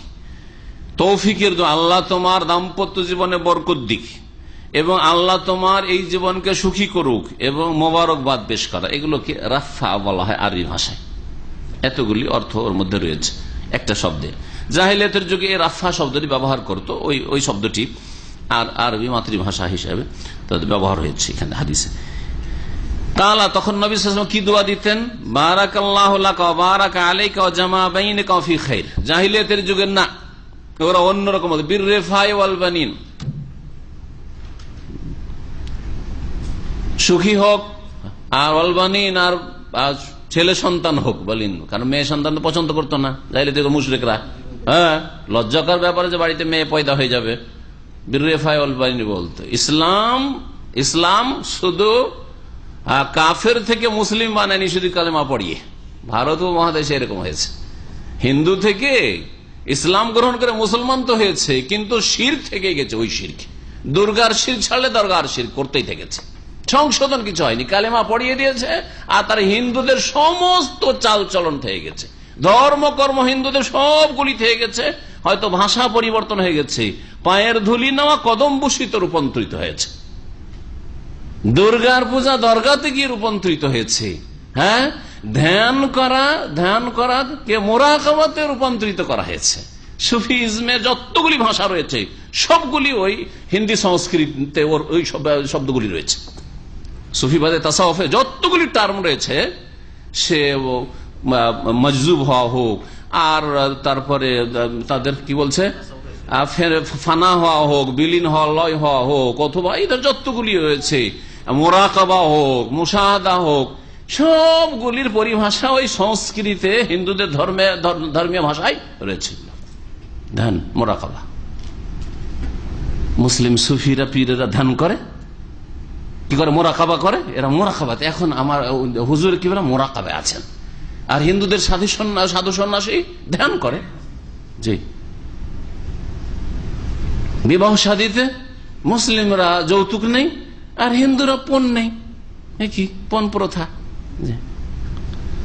এইভাবে যখন মারা যায় তখন হিন্দুদেরও খাওয়া দাওয়া ভোজ ভাজ হয়, তারপরে পোড়াতে যায়, জ্বালাতে যায় লাশকে, আর এরাও খাওয়া দাওয়া করে 40 নামে হোক, আর 10 দিনে হোক, আর 3 দিনে হোক, অথবা দিন না ধরে হোক, মৃত্যুর নামে খরচ করার ভাষা দিয়ে হোক। ভাষা চেঞ্জ করেছে কিন্তু কাজ ওইগুলি চলছে, ধুমধাম করে খাওয়া দাওয়া হবে। কিন্তু নবী করিম সাল্লাল্লাহু আলাইহি ওয়াসাল্লাম যতগুলি জাহিলিয়াতের ভাষা ছিল সবগুলিকে মুসলিম বানিয়েছেন। এই জন্য আপনি যখন সঠিক মুসলিম হবেন, আপনার মাথা থেকে পা পর্যন্ত সবকিছু মুসলিম হবে। চেহারা দাড়ি ছিল না, দাড়ি আসবে। আপনার হারাম লেবাস পোশাক ছিল, টাকনার নিচে জাহান্নামে যাওয়ার লেবাস ছিল, আপনার লেবাসকে মুসলিম করবেন। প্যান্ট পরেন কিন্তু মুসলিম প্যান্ট পরেন, খ্রিস্টান প্যান্ট পরিয়েন না। টাকনার নিচে গেলে ওটা খ্রিস্টান হিন্দুদের প্যান্ট, আর টাকনার ওপরে কাপড় থাকে ওটা হচ্ছে মুসলিমের প্যান্ট। জি হ্যাঁ, আপনাকে আপনার পোশাককে মুসলমান বানাইতে হবে। ইনকিলাব নিয়ে আসে, বিপ্লব নিয়ে আসে আপনার জীবনে সবকিছুতে। তো নবী করিম সাল্লাল্লাহু আলাইহি ওয়াসাল্লাম যখন দোয়া দেন বারাকাল্লাহু লাকা বলতেন আল্লাহ তোমার জন্য বরকত দিক, ওয়া বারাকা আলাইকা তোমার প্রতি আল্লাহ পাক বরকত নাযিল করুক, ওয়া জামা বাইনাকুমা ফি খাইর আর তোমাদের উভয়ের মাঝে আল্লাহ কল্যাণের সাথে আল্লাহ একত্রিত করুক, বা উভয়কে আল্লাহ পাক কল্যাণের সাথে একত্রিত করুক। রাহু আহমদ, হাদিস মুসনাদ আহমদ, ইমাম আহমদ বর্ণনা করেছেন। ওয়াল আরবা আবু দাউদ, নাসাই, তিরমিজি, ইবনে মাজাহ। ওয়াসাহ তিরমিজি, তিরমিজি হাদিসটিকে সহিহ বলেছেন। ইবনে খুজাইমা, ইবনে খুজাইমার হাদিস সহিহ ইবনে খুজাইমাতে রয়েছে, ইবনে হিব্বানে রয়েছে। হাদিসকে ভাষ্যকার হাসান বলেছেন, কেউ সহিহ কেউ হাসান বলেছেন, ভাষ্যকার হাসান বলেছেন। হাসান মানে আমলযোগ্য হাদিস। বিবাহ বন্ধন, আকদে নিকাহ একটি গুরুত্বপূর্ণ বিষয়। সুতরাং এই ক্ষেত্রে কল্যাণ কামনা করা যে কোনো মুসলিমের জন্য, মুসলিম ভাই বোনের জন্য যাদেরকে জানছেন যে তাদের বিবাহ শাদী হচ্ছে, কল্যাণ কামনা করা, তাদেরকে ভালো উপদেশ দেওয়া বা তাদের জন্য দোয়া করা, এগুলি কাম্য, এগুলি হওয়া উচিত। এই জন্য যখনই জানবেন যে কারো বিবাহ হয়েছে তখন এই দোয়া মুখস্থ করে বারাকাল্লাহু লাকা ওয়া বারাকা আলাইকা জামা বাইনাকুমা ফি খাইরিন, এই দোয়াটি দেবেন, এই দোয়া দেবেন। সম্মিলিত মোনাজাত না করে আমাদের বিবাহ শাদী হওয়ার পর সম্মিলিত মোনাজাত হয় না? সম্মিলিত মোনাজাতের এইসব বিদাত না করে, বিদাত বিবাহ শাদী ইজাব কবুল শেষ হলে মিষ্টি মাষ্টি বাতাসা মাথাসা সব বিলিয়ে দিয়ে আর তারপর দোয়া শুরু হয়ে গেল মোনাজাত, এসব বিদাত। কিন্তু এই দোয়া সবাই দেবেন বারাকাল্লাহু লাকা ওয়া বারাকা আলাইকা জামা বাইনাকুমা ফি খাইর। অর্থ বললাম তো বারাকাল্লাহু লাকা, আল্লাহ আপনার জন্য বরকত দিক, যে বর ওকে দোয়া দিচ্ছেন। ওয়া বারাকা আলাইকা, আপনার প্রতি আল্লাহ বরকত নাযিল করুক। ওয়া জামা বাইনাকুম ফি খাইর, আপনাদের দুইজনকে আল্লাহ কল্যাণের সাথে একসাথে রাখুক, একত্রিত রাখুক কল্যাণের সাথে, আপনাদের কল্যাণের সাথে, অর্থাৎ আপনাদের এতে যেন কল্যাণ হয়, এই দাম্পত্য জীবনে কল্যাণ নেমে আসে, মঙ্গল নেমে আসে। আরবরা এই সুন্নতি দোয়া না বলে অনেকে মাবরুক বলে। ভাষ্যকার যেহেতু বর্তমান যুগের একজন বড় আলেম, তিনি বলছেন যে ওয়ালা ইয়াকফি মা তাআরাফা আন-নাসু আল-আন মিন কওলিহিম লিল মুতাযাওওয়িজ আও লিল খাতিব মাবরুক, এটা যথেষ্ট না, এটা দোয়া এইভাবে না। বেদুইনদের ভাষায় বলবেন মাবরুক মাবরুক, আর বলবেন এটা দোয়া হয়ে গেল না, এটা দোয়া নাই, এটা দোয়া নাই। আর এইটা নবী সাল্লাল্লাহু আলাইহি ওয়াসাল্লাম সুন্নতি দোয়ার বিকল্প নাই, বিকল্প নাই। আপনি দোয়া বলে যদি আপনার দেশি তরিকায় মাবরুক বলেন সেটা আলাদা কথা, দেশি তরিকা মানে আরবদের দেশি তরিকায় মাবরুক বললো, কিন্তু তার সাথে বরং আগে সুন্নতি দোয়া বারাকাল্লাহু লাকা ওয়া বারাকা আলাইকা ওয়া জামা বাইনাকুম ফি খাইর, মাবরুক মাবরুক করেন খুব। ফাল আফযাল আন ইয়াকুনা বিহাযিহি সিগাতিন নববিয়াতিল কারিমা, উত্তম হচ্ছে নবী করিম সাল্লাল্লাহু আলাইহি ওয়াসাল্লাম যে বাক্য দিয়ে দোয়া দিয়েছেন সেই বাক্য দিয়ে আপনি দোয়া দেবেন, কারণ এতে ব্যাপক অর্থ রয়েছে, ব্যাপক অর্থপূর্ণ বাক্য এই দোয়াগুলি নবী করিম সাল্লাল্লাহু আলাইহি ওয়াসাল্লাম। যেই ব্যক্তি বিবাহ করবে তার ক্ষেত্রে সুন্নত হচ্ছে, আবু দাউদ, নাসাই, ইবনে মাজাহ হাদিস রয়েছে আমর ইবনে শুআইব থেকে, তিনি তার দাদা থেকে বর্ণনা করেছেন, আব্দুল্লাহ তার দাদার নাম। তার ইজা আফাদা আহাদুকুম ইমরাতান ফালিয়াখুয বিনাসিয়াতিহা, যারা বিবাহের সংবাদ পেল তারা পাত্রকে এইভাবে দোয়া দিবে, পাত্র পাত্রী দুজনে দোয়া পেল, এই দোয়াটি যে দোয়াটি এখন আলোচনা হইল। কিন্তু যে ব্যক্তি নিজে বিয়ে করলো সে তার করণীয় কি? তার বেশ কিছু করণীয় আছে, তার মধ্যে একটি হচ্ছে বিয়ে করার পরে ফালিয়াখুয বিনাসিয়াতিহা, যখন আপনার নতুন স্ত্রীর সাথে দেখা হবে, সাক্ষাৎ হবে, তখন তার মাথায় হাত দিয়ে কপালে হাত দিয়ে বলবে ওয়ালিয়াকুল আল্লাহুম্মা ইন্নী আসআলুকা খায়রাহা, হে আল্লাহ তোমার কাছে এই আমার স্ত্রীর কল্যাণ কামনা করি, ওয়া খায়রা মা জুবিলাত আলাইহি, এবং যেই কল্যাণের ওপর একে সৃষ্টি করা হয়েছে সেই কল্যাণ কামনা করি, অর্থাৎ এর মধ্যে যে সৃষ্টিগত তোমার তরফ থেকে কল্যাণ রয়েছে সেই কল্যাণ কামনা করি। ওয়া আউযু বিকা মিন শাররিহা, এবং এর যদি কোনো অনিষ্ট থাকে সে অনিষ্ট থেকে তোমার আশ্রয় গ্রহণ করি বা আশ্রয় চাই। ওয়া শাররি মা জুবিলাত আলাইহি, আর যেই অনিষ্টের ওপর এর সৃষ্টি হয়েছে সেই অনিষ্ট থেকে আমি আশ্রয় গ্রহণ করি তোমার। অর্থাৎ যদি এর মধ্যে সৃষ্টিগত কোনো অনিষ্ট থাকে, খারাপ দিক থাকে, তাতে থেকে তোমার আশ্রয় কামনা করি, সেগুলি তুমি দূর করে দাও, দিয়ে আমাকে সুখী করো। আল্লাহ দূর করতে পারেন। মানুষের খারাপ চরিত্র ভালোতে রূপান্তরিত হইতে পারে। বহু খারাপ মানুষ, পুরুষ হোক আর নারী হোক, যারা সৎ চরিত্রে হচ্ছে, সংশোধন করে নিচ্ছে, ভালো হয়ে যাচ্ছে। আখলাক চরিত্রের বিষয়টি অনেক চেষ্টা করে নিজেকে সংশোধন করা যেতে পারে, চেষ্টার প্রয়োজন রয়েছে। মুসনাদ আহমদ, আবু দাউদ, নাসাইতে অন্যান্য হাদিসের কিতাবে আরেকটি হাদিস রয়েছে, আমর ইবনে শুআয়ব বর্ণনা করেছেন। তাতে রয়েছে, ইজা দাখালতা আলা আহলিকা, তুমি যখন তোমার পরিবারের কাছে প্রবেশ করবে, ফাসাল্লি রাকাতাইন, 2 রাকাত নামাজ পড়িও। জানা আছে এই সুন্নতের কথা কারো? বিবাহ করেছেন কারা এই সুন্নত আমল করেছেন? আল্লাহ, অনেকে এখানে এসে বিবাহ করেছেন নাকি? নাকি?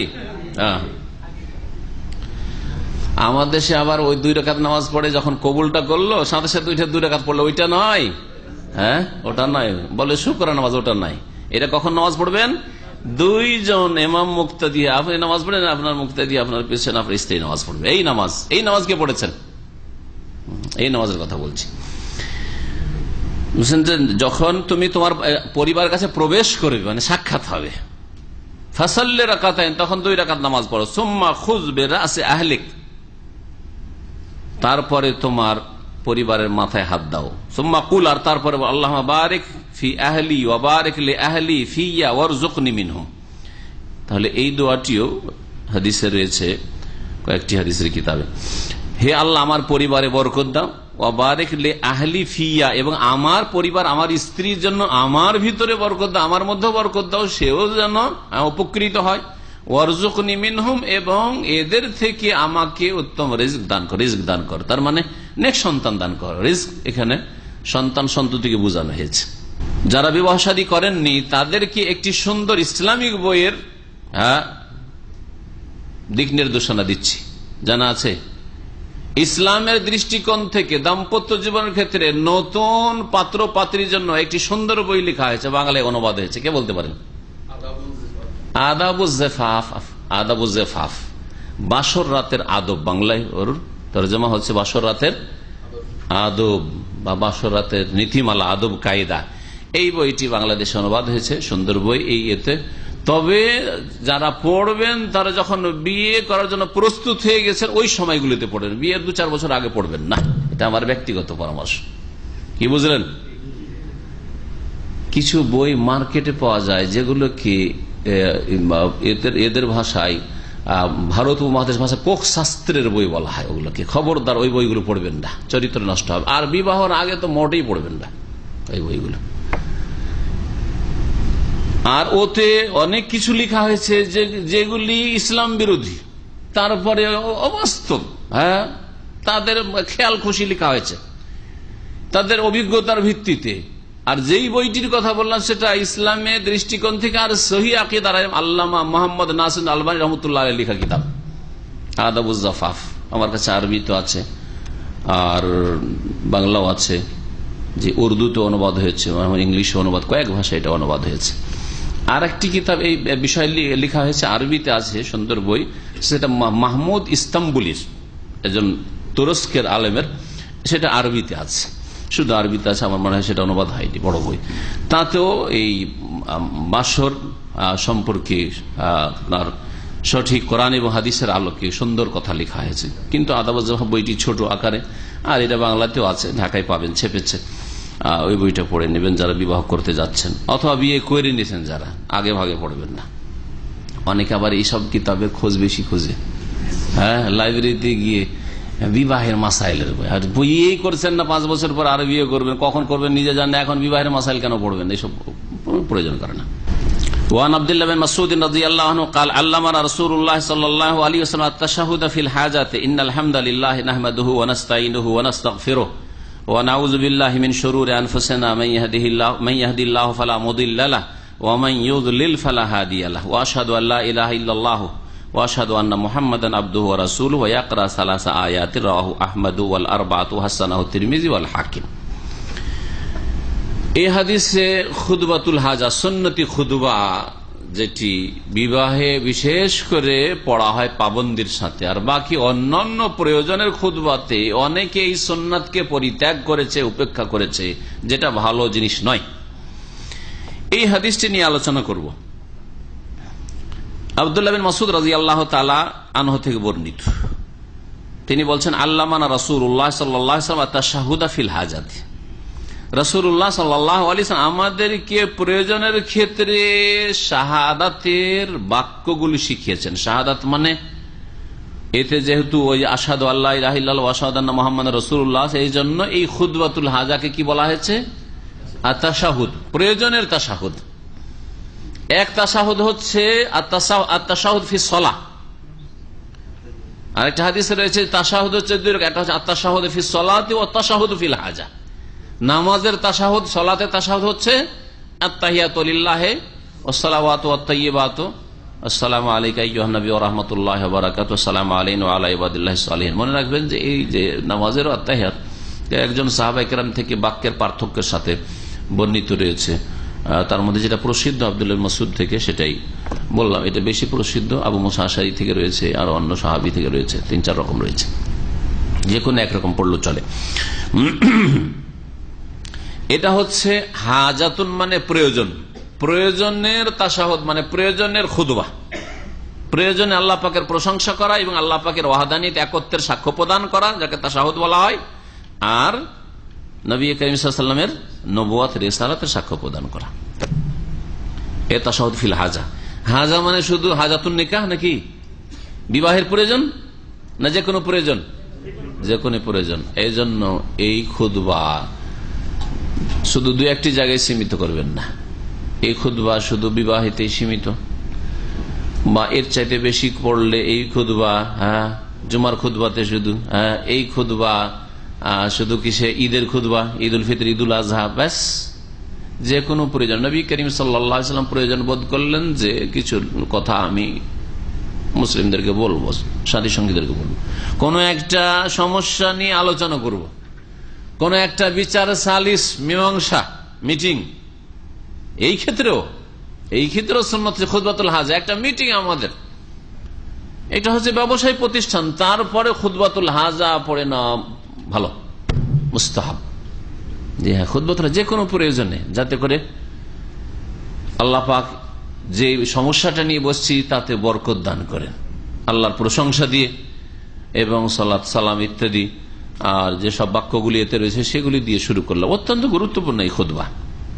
আজকাল তো বড় দুঃখের বিষয়, আরব দেশগুলিতে জুম্মাতেও এই খুতবাকে উপেক্ষা করে দিয়েছে। নিজের বানানো প্রত্যেক সপ্তাহে নতুন বানিয়ে খুতবা পড়তে হবে, আর সুন্নতি খুতবাকে একেবারে উপেক্ষা করেছে। ভুল কথা, তরিকা এটা পছন্দনীয় না।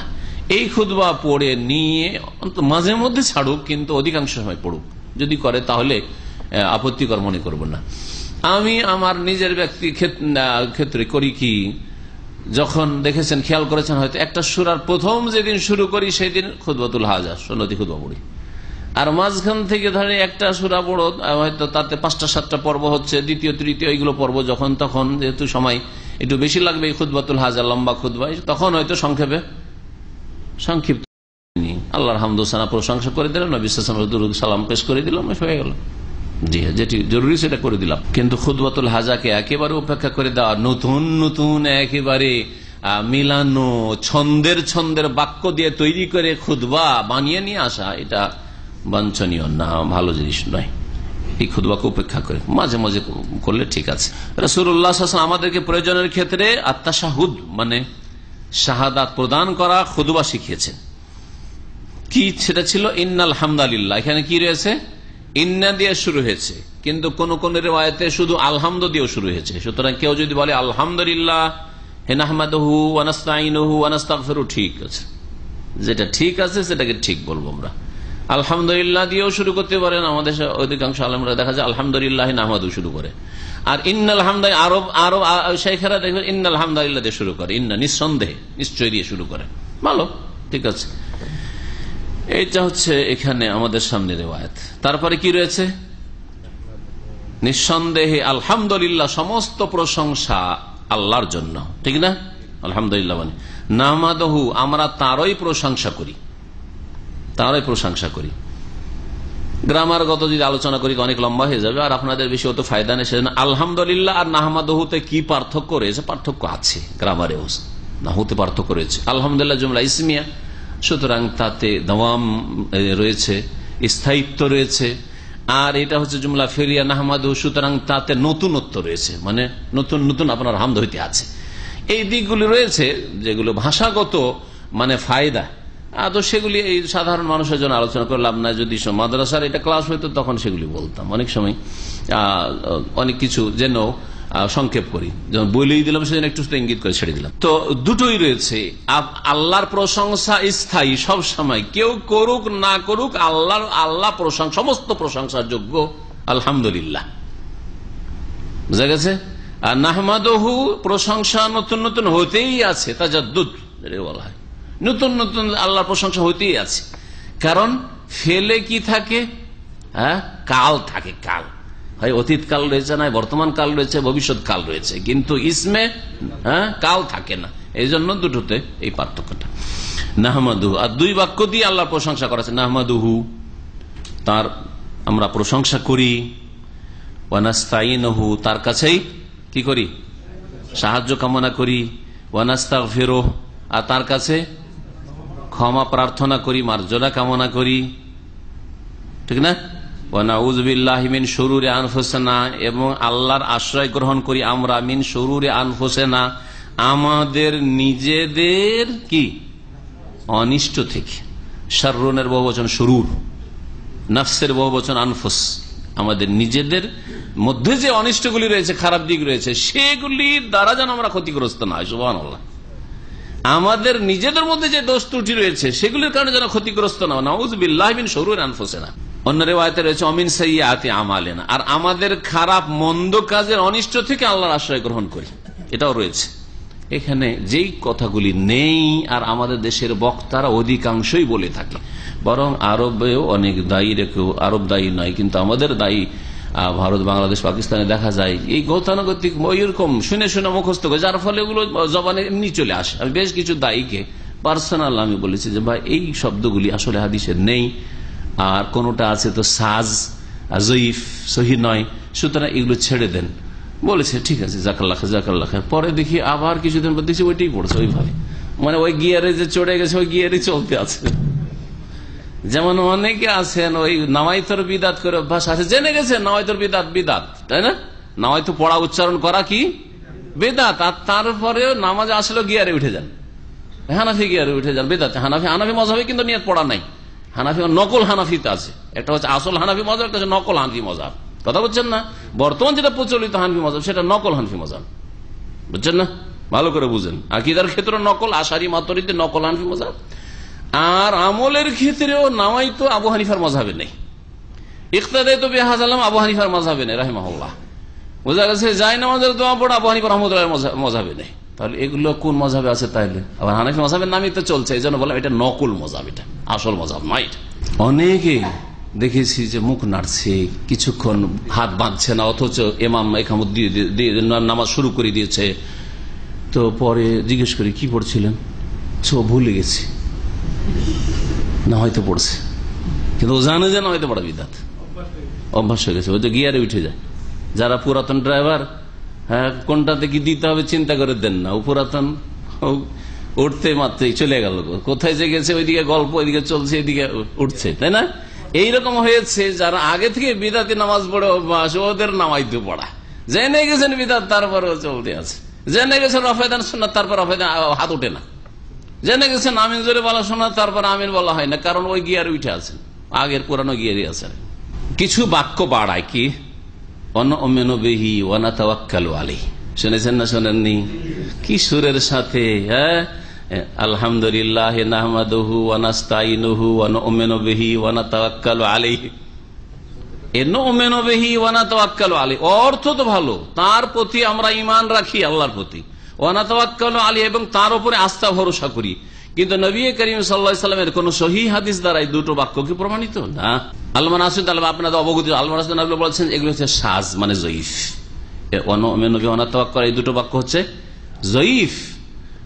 সুতরাং আলেমদেরকে বলবো যে এগুলি সংশোধন যেন করে নেন তারা, তাহকিক করে নেন, যদি আমার কথাতে সন্দেহ হয় তো যেন একটু তদন্ত করে নেন যেটা পড়ছি আসলে কি ঠিক পড়ছি না ভুল পড়ছি। ওয়ানাউযু বিল্লাহি মিন শুরুরি আনফুসিনা মিন সাইয়্যাতি আমালিনা মান ইয়াহদিল্লাহু আছে, মান ইয়াহদিহিল্লাহু আছে, এরকম আছে। কিন্তু অনেকে পড়ে মান ইয়াহদি আল্লাহ, ইয়াহদি আল্লাহ হবে না। ইয়াতে ফতা জবর দিল কিসে? এখানে কি নাসেব আছে, হারফে নাসেব আছে, আন আছে, লান আছে, কাই আছে, এজান আছে, যে ইয়াহদিয়া হয়ে গেল। তাহলে বোঝা গেল যে অনেক বক্তারে পড়ে, ভালো করে খুতবাগুলি তাদের শুনে মান ইয়াহদি আল্লাহ ফালা মুদিল্লা লাহু, ভুল, মান ইয়াহদি আল্লাহ না। জি, আপনারা যেহেতু বক্তব্যের ট্রেনিং করছেন, তাই না, ওই দেশি তরিকা মান ইয়াহদি আল্লাহ পড়ে ভুল করবেন না, শিখেন, যেটুকু শিখবেন কোয়ালিটি যেন ভালো হয়।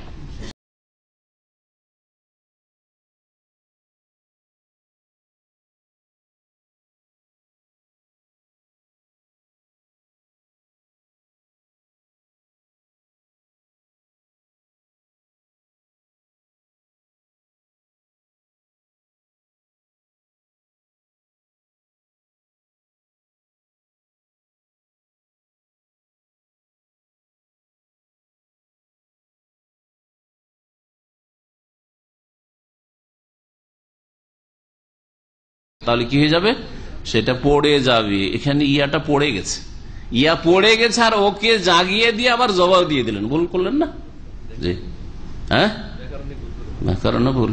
জি, আর হাদিস এরকম নাই, দুদিক দিয়ে ভুল, ব্যাকরণ গ্রামারগত ভুল, আর নবী সাল্লাল্লাহু আলাইহি ওয়াসাল্লামের সুন্নতগত ভুল। এটা এইভাবে পড়েন না, নবী সাল্লাল্লাহু আলাইহি ওয়াসাল্লাম আল্লাহ পড়েন নাই। ফালা মুদিল ওমান ইউদলিল ফালা হাদিয়াল্লাহ, এখানে ওমান ইউদলিল আছে। অনেক বক্তারা ওমান ইউদলিল হু পড়ে, আমিও প্রথম দিকে ওমান ইউদলিল হু পড়তাম, বলতে কোনো দোষ নেই, খেয়াল করিনি, ওই যে আমি গিয়ারে ছিলাম, সবার কাছ থেকে, ওস্তাদদের কাছ থেকে শুনেছি, কারণ ওস্তাদের কাছ থেকে তো শিখে। মান ইয়াহদিহিল্লাহু ফালা মুদিল্লা লাহু ওয়া মান ইউদলিলহু, ওই যে মান ইয়াহদিহিতে হি, তো ওয়া মান ইউদলিলহুতে হু, হ্যাঁ, ওয়া মান ইউদলিলহু ফালা, ওয়া মান ইউদলিলহু নেই আবার এখানে, ওয়া মান ইউদলিল। ভালো এক ভাই জাযাকাল্লাহু খাইর আমাকে স্মরণ করালেন যে এইরকম নেই, তখন আমি একবারে মাকতাবা শামিলাতে তন্ন করে সার্চ করলাম যে দেখি, পরে দেখলাম যে না, হু কোন হাদিসে হু শব্দটি নাই। সুতরাং যেই দিন থেকে আমি ইয়াকিন হয়েছে সেই দিন থেকে ছেড়ে দিচ্ছি, ওমাই ইউদলিল ফালা হাদিয়াল্লাহ। নতুন বক্তব্য দেখবেন ওমাই ইউদলিল আছে, পুরাতন বক্তব্য ওমাই ইউদলিল হু আছে, ওমাই ইউদলিল ফালা হাদিয়াল্লাহ। আর যাকে আল্লাহ পথভ্রষ্ট করেন, এটা গ্রামারগত আবার ভুল নাই, কারণ যদি জায়েজ হয় তো ওমাইউদলিল হু জায়েজ আছে গ্রামারের দিক থেকে, কিন্তু হাদিসে হু শব্দটি আসেনি, ওমাইউদলিল হু আসে নাই, যার ফলে ছেড়ে দেওয়া উচিত। আপনি সুন্নতি তরিকা খুতবা পড়বেন। ফালা, যাকে আল্লাহ গুমরাহ করেন তাকে কেউ হেদায়েত করার নেই, আর যাকে আল্লাহ হিদায়াত করেন তাকে পথভ্রষ্ট করার কেউ নেই। ও আশহাদু আল্লা ইলাহা ইল্লাল্লাহ, আর সাক্ষ্য প্রদান করছি যে আল্লাহ ছাড়া কেউ সত্য মাবুদ নেই। ও আশহাদু, আরো সাক্ষ্য প্রদান করছি যে মুহাম্মদ সাল্লাল্লাহু আলাইহি ওয়াসাল্লাম আল্লাহর বান্দা এবং তার রাসূল। ওয়া ইয়াকরাউ সালাসা আয়াত, আর তারপরে নবী করিম সাল্লাল্লাহু আলাইহি ওয়াসাল্লাম খুতবাতুল হাজাতে 3টি আয়াত পাঠ করতেন, 3টি আয়াত পাঠ করতেন। 3টি আয়াতের একটি আয়াত হচ্ছে, কে বলতে পারবেন আয়াতগুলি? সূরা প্রথম কোন আয়াত পাঠ করবেন? সূরা আলে ইমরানের আয়াত নম্বর কত? 102। মাশাআল্লাহ, মনে আছে। কি আয়াতটা বলেন দেখি? হ্যাঁ, ইয়া আইয়ুহাল্লাযীনা আমানু তাকুল্লাহা হাক্কা তুকাতিহি ওয়া লা তামুতুন্না ইল্লা ওয়া আনতুম মুসলিমুন। হে মুমিনগণ, ইত্তাকুল্লাহা হাক্কা তুকাতিহি, আল্লাহকে যথাযথ ভয় করো, ভয় করার মতো ভয় করো। ওয়া লা তামুতুন্না ইল্লা ওয়া আনতুম মুসলিমুন, আর তোমরা মুসলিম হওয়া ছাড়া মৃত্যুবরণ করো না, ইসলামের অবস্থায় তোমরা মৃত্যুবরণ করিও, তাহলে পরিত্রাণ পাবে। দ্বিতীয় আয়াত হচ্ছে সূরা নিসার প্রথম আয়াত, কি? ইয়া আইয়ুহান নাস, এখানে সমস্ত মানুষকে সম্বোধন করা হয়েছে, ইয়া আইয়ুহান নাস, হে মানব সকল, ইত্তাকু রাব্বাকুমুল্লাযী খালাকাকুম মিন নাফসিন ওয়াহিদা ওয়া খালাকা মিনহা যাওজাহা বাসসা মিনহুমা রিজালান কাসীরান ওয়া নিসা ওয়াত্তাকুল্লাহাল্লাযী তাসাআলুনা বিহি ওয়াল আরহাম ইন্নাল্লাহা কানা আলাইকুম রাকিবা। ইয়া আইয়ুহান নাস, হে মানব সকল, ইত্তাকু রাব্বাকুম, তোমরা তোমাদের প্রতিপালককে ভয় করো, আল্লাযী খালাকাকুম মিন নাফসিন ওয়াহিদা, যিনি তোমাদেরকে সৃষ্টি করেছেন এক ব্যক্তি হতে, তিনি কে? আদম আলাইহিস সালাম। ওয়া খালাকা মিনহা যাওজাহা, আর সেই ব্যক্তি থেকে আল্লাহ পাক তার স্ত্রী জোড়াকে সৃষ্টি করেছেন, হাওয়া আলাইহিস সালামকে। ওয়া বাসসা মিনহুমা রিজালান কাসীরান ওয়া নিসা, আর সেই দুইজনের মাধ্যমে আল্লাহ পাক বহু পুরুষ এবং নারীকে আল্লাহ পাক কি করেছেন, ছড়িয়ে দিয়েছেন, বাচ্চা ছড়িয়ে দিয়েছেন সারা পৃথিবীতে। সুবহানাল্লাহ। এত ছেলে মেয়ে, এত পুরুষ মহিলা, দেখে সবগুলি হচ্ছে বানাতো আদম, আদমের মেয়ে, আদমের ছেলে, আওলাদ আদম, আদমের ছেলে। আর এক আদম থেকে, এক হাওয়া থেকে কত রং বিরঙের আর কত আখলাক চরিত্রের। কেউ পর্দানাসীন, কেউ কাপড় দিয়ে ঢাকতে ভালোবাসে কোন মহিলা, আর কেউ আবার খুলতে ভালোবাসে, যত খুলতে পারে তত ভালো। হ্যাঁ, শয়তান জান্নাত থেকে বের করলো, তখন শরীর থেকে কাপড় খুলে গেল, ওই সুন্নতটাকে নেওয়া ভালোবাসে, যে না না না আমরা কাপড় আমাদেরকে ভালো লাগে না, খোলা অবস্থায় শয়তান যেভাবে কাপড় ছিনিয়ে এনেছে ওইভাবে থাকতে ভালো লাগে।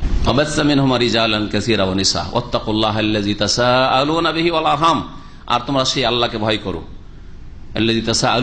যার দোহাই দিয়ে, যার নাম দিয়ে তোমরা একে অপরের কাছ থেকে চেয়ে থাকো। আল্লাহর অস্তে দেন ভাই বলেন না, ওয়াল আরহাম, এবং তোমরা আত্মীয়তার সম্পর্কের দোহাই দিয়ে অনেক সময় চেয়ে থাকো। ভাই আপনি আমার মায়ের পেটের ভাই, আপনি আমার বংশের লোক, আপনি আমার অমুক চাচা, আপনি কে দেবেন? হ্যাঁ, করি না? এটা একটা অর্থ। আর একটা অর্থ হচ্ছে ওয়াত্তাকু আল আরহাম আন তাকতাউহা, জুমলা আলাদা। আর আত্মীয়তার সম্পর্কের ক্ষেত্রেও ভয় করিও বিচ্ছিন্ন করা থেকে, আত্মীয়তার সম্পর্কে বিচ্ছিন্ন করিও না, তখন তাফসীর আবার আলাদা হয়ে যাবে। ইন্নাল্লাহা কানা আলাইকুম রাকিবা, নিশ্চয় আল্লাহ পাক রব্বুল তোমাদের উপর সূক্ষ্ম দৃষ্টি রাখেন। তারপরে সূরা আহজাবের 70-71 দুটি আয়াত রয়েছে। কে 70 বললো? মাশাআল্লাহ, 70-71 দুটি আয়াত রয়েছে। কি? ইয়া আইয়ুহাল্লাযীনা আমানু তাকুল্লাহ ওয়া কুলু কাওলান সাদীদা, একটি আয়াত। ইউসলিহু লাকুম আমালাকুম ওয়া ইয়াগফির লাকুম যুনুবাকুম ওয়া মান ইউতিইল্লাহ ওয়া রাসূলাহু ফাকাদ ফাযা ফাওজান আযীমা। 70 এবং 71। ইয়া আইয়ুহাল্লাযীনা আমানু তাকুল্লাহ, হে মুমিন সকল তোমরা আল্লাহকে ভয় করো, ইত্তাকুল্লাহ ওয়া কুলু কাওলান সাদীদা, এবং তোমরা সঠিক কথা বলিও। এই কুলু কাওলান সাদীদার উপর যদি বিবাহ শাদী করে স্ত্রী সাদীদ কথা বলে, ঠিক কথা বলে, আর স্বামীও ঠিক কথা বলে, আমিও ভুল কথা বলবো না আমার স্ত্রীর সাথে, আর স্ত্রীও বলবে না, তাহলে কোনো সমস্যা হবে না। অকুলু কাওলান সাদীদা, শুধু একটা কথা আমল করুন। মন্ত্রের জন্য খুতবা পড়া হয়। হ্যাঁ, এই খুতবাতে যে 3টি আয়াত নবী করিম সাল্লাল্লাহু আলাইহি ওয়াসাল্লাম পড়তেন, ঈদে, জুমাতে, যে কোনো আলোচনাতে, একটা সমস্যার সমাধানের ক্ষেত্রে কুলু কাওলান সাদীদা, ঠিক কথা বললে কখনো আপনাদের ঝগড়া হইতো না, আর বিচার বসতে হইতো না, ঠিক না? জি, কুলু কাওলান সাদীদা, সঠিক কথা বলিও, ভুল কথা বলিও না, সঠিক কথা বলিও। যেটা নিজের জন্য সঠিক মনে করছে সেটা অন্যের জন্য ঠিক মনে করবে। অন্যকে আপনি হেয় প্রতিপন্ন করবেন, নিয়ে মজাক করবেন, হ্যাঁ রেগে গিয়ে দিল গাল আর মারামারি হয়ে গেল, তা আপনি মজাক করতে গিয়ে আপনি কাওলান সাদীদান বলেননি, হ্যাঁ মাগা কথা বলেছেন, অন্যায় কথা বলেছেন আপনি। কৌলু কাওলান সাদীদা, ভালো কথা যদি বলো, সঠিক কথা। ইউসলিহু লাকুম আমালাকুম, তোমাদের কাজগুলিকে, আল্লাহ আমল মানে শুধু ইবাদতের আমল নয় আর দিনের আমল নয়, সমস্ত কাজগুলিকে তোমাদের সুষ্ঠুভাবে পরিচালনা করবে আল্লাহ রাব্বুল আলামিন। ইউসলিহু লাকুম আমালাকুম ওয়া ইয়াগফির লাকুম যুনুবাকুম, তোমাদের গুনাহগুলিকে আল্লাহ মাফ করে দিবেন। ইউসলিহু লাকুম আমাল ওয়া ইয়াগফির লাকুম যুনুবাকুম ওয়া ইউতিইল্লাহ ওয়া রাসূলাহু ফাকাদ ফাযা ফাওজান, আর যারা আল্লাহ এবং রাসূলের আনুগত্য করবে তারা বড় মহাসাফল্য লাভ করবে, আজিমা পর্যন্ত। এই 3টি আয়াত, তাহলে এই 3টি আয়াত মুখস্থ করে নেবেন, এই সুন্নতি খুতবা মুখস্থ করে নেবেন। শুধু ওরা না, যারা খুতবা দিতে চান, কারণ যে কোনো প্রয়োজনে বসেছেন আলোচনার জন্য, পারিবারিক একটা মিটিং এ ছেলে মেয়েদেরকে নিয়ে এই সুন্নতি খুতবা পড়বে, এটা হওয়া উচিত, এটা হওয়া উচিত, এটা মুস্তাহাব। এতে বরকত হবে আপনার কাজে, আপনার আলোচনায়, আপনার মিটিং এ। এতে যে কথাগুলি রয়েছে আলোচনাতে যদিও চলে এসছে, ভাষ্যকার খুব সুন্দর করে আলোচনা করেছেন। এতে প্রথম আল্লাহ পাকের প্রশংসা রয়েছে, আল্লাহ পাকের কি করা হয়েছে? প্রশংসা করা হয়েছে, যে আল্লাহ পাক প্রশংসার যোগ্য। আর 2বার করে ইন্নাল হামদালিল্লাহ নাহমাদুহু। তারপরে আল্লাহর কাছে কি করা হয়েছে? সাহায্য কামনা করা হয়েছে, যাতে করে কাজ সহজ হয়ে যায়, মুশকিল আসান হয়ে যায়। যে প্রয়োজনে বসেছি বা প্রয়োজন পুরা করতে চাই, সেই প্রয়োজন যেন পুরা হয়, সম্পূর্ণ হয় ইত্যাদি। যে বিবাহ শাদীর প্রয়োজনে বসেছি, সাথে যেন সফলতা লাভ হয়। যে দিনের আলোচনায় বসেছি, সাথে যেন কামিয়াবি হয়, আপনারাও কামিয়াব হইতে পারেন, আমিও কামিয়াব হইতে পারি, আমার কথার তাসিরের মাধ্যমে কামিয়াব হইতে পারি, আর আপনারা তাকে গ্রহণ করে আমলে পরিণত করে কামিয়াব হইতে পারেন, উদ্দেশ্য। তারপরে এতে আল্লাহর কাছে মার্জনা কামনা করা হয়েছে, মাগফিরাত, যাতে করে মানুষ ভুল ত্রুটি মানুষের হইতেই পারে, আল্লাহ পাক রব্বুল ভুল ত্রুটি যেন মাফ করেন এবং দোষ ত্রুটিকে আল্লাহ পাক যেন ঢেকে দেন, এই করা হয়েছে। আর তারপরে নিজেদের মধ্যে যে ক্ষতির দিক বা যেসব অনিষ্ট রয়েছে সেগুলি থেকে আশ্রয় কামনা করা হয়েছে। আর এই ক্ষেত্রে নিজের সাথে সম্পৃক্ত করা হয়েছে, কারণ এই দোষগুলি যদিও আল্লাহ সৃষ্টি করেছেন, কিন্তু আল্লাহর সৃষ্টি হিসাবে আল্লাহ সৃষ্টি করাই কোনো দোষ নেই আল্লাহর উপর। আপনি সেটাকে খারাপ ক্ষেত্রে ব্যবহার করছেন বা খারাপ ব্যবহার করছেন, সেই জন্য সেটা আপনার ক্ষতির কারণ হচ্ছে বা পাপের কারণ হচ্ছে। এই জন্য মিন শুরুরে আনফুসিনা বলা হয়েছে। এতে আপনি আল্লাহ পাকের তৌহিদের আগে, আশহাদু আল্লাহর আগে আল্লাহ পাক রব্বুর সবকিছুর মালিকের ঘোষণা করছেন, মাইয়াহদিল্লাহু ফালা মুদিল্লা। আল্লাহ যদি হেদায়েত করেন কাউকে, কোন শক্তি গোমরাহ করতে পারে না, হেদায়েতের তৌফিক, তাহলে সবকিছুর উপরে, সমস্ত মেহনতের উপরে কার ক্ষমতা কাজ করছে? আল্লাহ রাব্বুল আলামিনের। আল্লাহর কাছে এই জন্য সাহায্য কামনা করতে হবে যে আল্লাহ, আমি চেষ্টা করছি, তুমি আমার কাজে, ইমানে, আমলে বরকত দান করো। হ্যাঁ, আমি আল্লাহ রুজি রোজগারের জন্য চেষ্টা করছি, আমার ছেলে মেয়েকে হালাল খাওয়াবো, তুমি আমাকে কামিয়াব করো। তো এই ক্ষেত্রে সমস্ত রকমের নিয়ন্ত্রণের মালিক একমাত্র আল্লাহ রাব্বুল আলামিন। আল্লাহ যদি হেদায়েত করেন, গুমরাহ করার নেই। আল্লাহ যদি গুমরাহ করেন, হেদায়েতের তৌফিক না দেন, গুমরাহ করেন না, গুমরাহ জবরদস্তি করেন না। যদি হেদায়েতের তৌফিক না দেন, আর তৌফিক কখন দেবেন? যখন আপনার অন্তরে সততা দেখবেন, তখনই তৌফিক আল্লাহ দেবেন। আল্লাহ পাক রব্বুল আলামিনের হাতেই মানুষের অন্তর। ওয়ান্না হিদায়াতাল কুলুব ওয়া দালালাহা বিয়াদিহি। হেদায়েতের মালিক একমাত্র আল্লাহ, অন্তরের মালিক আল্লাহ। ইউকাল্লিবুহা কাইফা ইয়াশা, যেমন নবী সাল্লাল্লাহু আলাইহি ওয়াসাল্লাম হাদিসে রয়েছে, আল্লাহ পাক যেমন ভাবে ইচ্ছা তেমন ভাবে তার পরিবর্তন ঘটান। এই জন্য নবী সাল্লাল্লাহু আলাইহি ওয়াসাল্লাম বেশি বেশি দোয়া করতেন, আল্লাহুম্মা মুকাল্লিবাল কুলুব সাব্বিত কলবি আলা দীনিক, এই দোয়া করতেন। আল্লাহ পাক এমনকি নবীকে সূরা কাসাসের আয়াত নম্বর 56 তে বলেছে, ইন্নাকা লা তাহদি মান আহবাবতা ওয়ালাকিন্নাল্লাহু ইয়াহদি মান ইয়াশা। হে নবী, তুমি হেদায়েতের জন্য তোমার চাচাকে চেষ্টা করলে হেদায়েত করার, কিন্তু তুমি হেদায়েত করতে পারবে না, তৌফিক দিতে পারবে না, ক্ষমতা দিতে পারবে না যাকে তুমি আপনজন মনে করো, ভালোবাসো। ওয়ালাকিন্নাল্লাহু ইয়াহদি মান ইয়াশা, তবে আল্লাহ যাকে চান তাকে হিদায়াতের তৌফিক দিতে পারেন। ওয়া হুয়া আ'লামু বিল মুহতাদিন। এতে 6 নম্বর যে জিনিসটি এই সুন্নতি খুতবাতে রয়েছে, সেটা হচ্ছে যে শাহাদাতানের অঙ্গীকার রয়েছে। আল্লাহর তৌহিদ, লা ইলাহা ইল্লাল্লাহর সাক্ষ্য প্রদান করছেন, আর মুহাম্মদ সাল্লাল্লাহু আলাইহি ওয়াসাল্লাম আবদুহু এবং রাসূলুহু, আল্লাহর বান্দা এবং রাসূল, এর আপনি অঙ্গীকার করছেন, যেটা হচ্ছে ইসলামের চাবি। ইসলামের কি? প্রথম চাবি। ইসলামে প্রবেশ করবেন এই কালেমা লা ইলাহা ইল্লাল্লাহ মুহাম্মাদুর রাসূলুল্লাহ শাহাদাতের মাধ্যমে। এটা হচ্ছে মুসলিম এবং কাফেরের মাঝে পার্থক্যকারী। আর এর মাধ্যমে ইসলামে প্রবেশ করে একজন মানুষ, আর তারপরে তখন নিজের ইসলামকে টিকিয়ে রাখার জন্য 5 ওয়াক্ত সালাত। ইমাম ইবনে তাইমিয়া রাহমাতুল্লাহ, শাইখুল ইসলাম বলছেন, আল আরকানুস সালাসা আল্লাতী ইশতামালাত আলাইহা খুতবাত ইবনে মাসউদ হে আলহামদুলিল্লাহ নাস্তাইনু ওয়া নাস্তাগফিরু। বলছেন যে এই ইবনে মাসউদ রাদিয়াল্লাহু তাআলা আনহু যে সুন্নতি খুতবা, খুতবাতুল হাজায় যে বর্ণিত হয়েছে 3টি গুরুত্বপূর্ণ রুকন এই খুতবার পিলার, তা হচ্ছে আলহামদুলিল্লাহ, আল্লাহর প্রশংসা করা, আর আল্লাহর কাছে সাহায্য কামনা করা আপনার এই কাজে, আর আল্লাহর কাছে যেহেতু আমার ত্রুটি আছে বা আমাদের ত্রুটি আছে তার জন্য ক্ষমা চাওয়া, ক্ষমা প্রার্থনা করা। সময় যথেষ্ট হয়ে গেছে, সুতরাং এখানে আমাদের আলোচনা শেষ করছি। আল্লাহ পাক রব্বুল আলামিন যেন যা কিছু আমরা বললাম শুনলাম তাতে বরকত দান করেন এবং সেগুলি আমাদের জন্য দুনিয়া আখিরাতে উপকারে নিয়ে আসেন। এগুলো থেকে আমাদেরকে লাভবান হওয়ার তৌফিক দান করেন, আর এগুলোকে আমাদের উপর উল্টো যেন বালা মুসিবত না করে দেন। আমাদেরকে আল্লাহ পাক রব্বুল আলামিন কোরআন সুন্নাহ মোতাবেক চলার তৌফিক দান করেন। আমাদের সমস্ত ভুল ত্রুটি আল্লাহ পাক যেন মাফ করে দেন। আমাদের বালা মুসিবত আল্লাহ পাক যেন দূর করে দেন, আর বালা মুসিবত থেকে, ফিতনা থেকে আল্লাহ পাক যেন আমাদের বাঁচিয়ে রাখেন। আল্লাহ পাক রব্বুল আমাদের দ্বীনের হেফাজতে তৌফিক দান করেন, দুনিয়ার আল্লাহ পাক রব্বুল যেন হেফাজত করেন। আল্লাহ রাব্বুল আলামিন আমাদের সকলকে জান্নাতুল ফিরদাউস যেন দান করেন। সুবহান রাব্বিকা রাব্বিল ইজ্জাতি আম্মা ইয়াসিফুন ওয়া সালামুন আলাল মুরসালিন আলহামদুলিল্লাহি রাব্বিল আলামিন। বিবাহ পড়া সংক্ষিপ্ত নিয়ম বলার জন্য আমাদের হেরামুল্লাহ বলছে, ইনশাআল্লাহ আমার কাছে প্রস্তুত আছে, কিন্তু একটা দিন বিবাহের কিছু রুকুন আছে, আরকানুন নিকাহ, কিছু শর্ত আছে, শুরুতুন নিকাহ, এগুলো নিয়ে ইনশাআল্লাহ তাআলা একদিন একটা আলোচনা হবে। যেই দিন দেখব যে ওই প্রসঙ্গে হাদিস আসছে সেই দিন আলোচনা করব, আর না হলে আবার ওই হাদিসগুলি 2 বার করে রিপিট হবে। কারণ যখনই আমি ওগুলো বলতে যাব তখন ওই হাদিসটা আমাকে টেনে নিয়ে আসতে হবে, তো বারবার যেন রিপিট না হয় সেজন্য আমি একটু বিলম্ব করছি। যদি এগুলো প্রথম দিনে জেনে নেওয়া ভালো ছিল, কিন্তু ইনশাআল্লাহ তাআলা যারা নিয়মিত আসছেন বিবাহের রুকুন কয়টি যেগুলি ছাড়া বিয়ে হবে না, বিবাহের শর্ত কয়টি যেগুলি ছাড়া বিবাহ হবে না, আর বাকি তারপরে সুন্নত মুস্তাহাবি বিবাহ, রুকুন শর্ত আর তারপরে সুন্নত মুস্তাহাব। হ্যাঁ, এক বচন দিয়ে শাহাদাতের ক্ষেত্রে নাশহাদু আসেনি। আমার দেশের বক্তারা কি করে, ওয়ানাশহাদু, আল্লাহ এই যে সুর টান দেয় ওয়ানাশহাদু দিয়ে, নাশহাদু কোনো হাদিসে নেই। আর সাক্ষ্য প্রদান ক্ষেত্রে যুক্তিসঙ্গত হচ্ছে যে আপনার সাক্ষীর মালিক আপনি, আমার সাক্ষীর মালিক কি করে হইতে পারেন আপনি, সেজন্য এক বচন দিয়ে সাক্ষী। ইস্তেআনার ক্ষেত্রে নাহমাদু, হামদের ক্ষেত্রে নাহমাদুহু ওয়ানাস্তাইনু ওয়ানাস্তাগফিরু, ক্ষমার ক্ষেত্রে বলা যেতে পারে, কারণ আপনি ক্ষমা চান না চান আপনার তরফ থেকে আমি ক্ষমা চাইছি।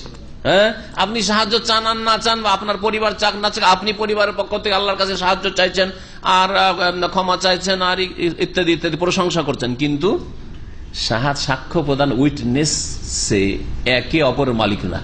আপনি সাক্ষী দেবেন না দেবেন, আপনার সাক্ষীর মালিক আমি হইতে পারবো না। এই জন্য যুক্তিসঙ্গত হচ্ছে নবীর সুন্নতি খুতবা আশহাদু, এক বচন দিয়ে, বহু বচন দিয়ে নয়। এই জন্য এটা ভুল। এই ভুলগুলিও সংশোধন, কেউ নাশহাদু পড়বেন না, কারণ কোন হাদিসে নাশহাদু নেই, আর নাশহাদু পড়া যুক্তিসঙ্গত না, কারণ নিজের সাক্ষী বিয়ার করতে পারে, অন্যের সাক্ষী কেউ বিয়ার করতে পারে না, বহন করতে পারে না। একটা গুরুত্বপূর্ণ প্রশ্ন, আল্লাহ পাক মুশরিকা নারীদেরকে বিবাহ করতে নিষেধ করেছেন, মুশরিক ছেলেদের সাথে বিবাহ দিতে নিষেধ করেছেন। এখন সূরা নিসাতে আছে যে ওয়াল মুহসানাতু মিনাল্লাযিনা উতুল কিতাব মিন ক্বাবলিকুম, তোমাদের পূর্বে যাদেরকে কিতাব দেওয়া হয়েছে আর তারা সতী সাধ্বী, এমনি মহিলা বলা হয়নি, সতী সাধ্বী যদি হয় তাহলে বিবাহ করতে পারো। এই ক্ষেত্রে ব্যতিক্রম ছাড় রয়েছে শুধু আহলে কিতাবের ক্ষেত্রে। ইহুদি অথবা খ্রিস্টানদের মেয়ে যদি সতী সাধ্বী হয়, আজকাল সতী সাধ্বী মুসলিম ঘরে পাওয়াটা বড় মুশকিল হয়ে পড়েছে, তাহলে ইহুদি খ্রিস্টানদের ঘরে কি করে পাওয়া যেতে পারে?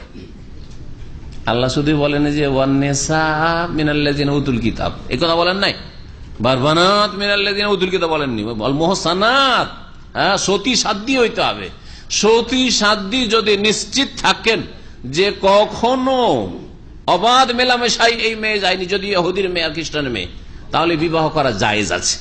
তারপরে আল্লাহ রাব্বুল আলামিন বলেছেন যে না, কিন্তু ওয়ালা আমাতুম মুমিনাতুন, হ্যাঁ, দাসী যদি মুমিন হয় সেটা আহলি কিতাবের মেয়ের চাইতে উত্তম। আহলি কিতাব যদি রাষ্ট্রপতির মেয়ে হয় আর প্রধানমন্ত্রীর মেয়ে হয়, তার চাইতে উত্তম হচ্ছে একটা মুসলিম দাসীকে বিবাহ করা। জি হ্যাঁ, তো এটা জায়েজ রয়েছে। যদিও বর্তমানে আরেকটা কথা আরো বলি, বর্তমানে ইহুদি খ্রিস্টানদের মধ্যে তৃতীয়বাদ এসছে, খ্রিস্টানদের মধ্যে ইহুদিদের মধ্যে শিরক চলে এসেছে, ওজাইরকে আল্লাহর পুত্রের কারণে তারা তো আসলে মুশরিক, কিন্তু ওরা কিরকম মুশরিক, যেমন আমাদের কবর পূজারীরা মুশরিক, আহলে কিতাবের দাবিদার তারা। এরা হচ্ছে নবীর উম্মত হওয়ার দাবিদার, ওরা হচ্ছে আহলে কিতাব হওয়ার দাবিদার।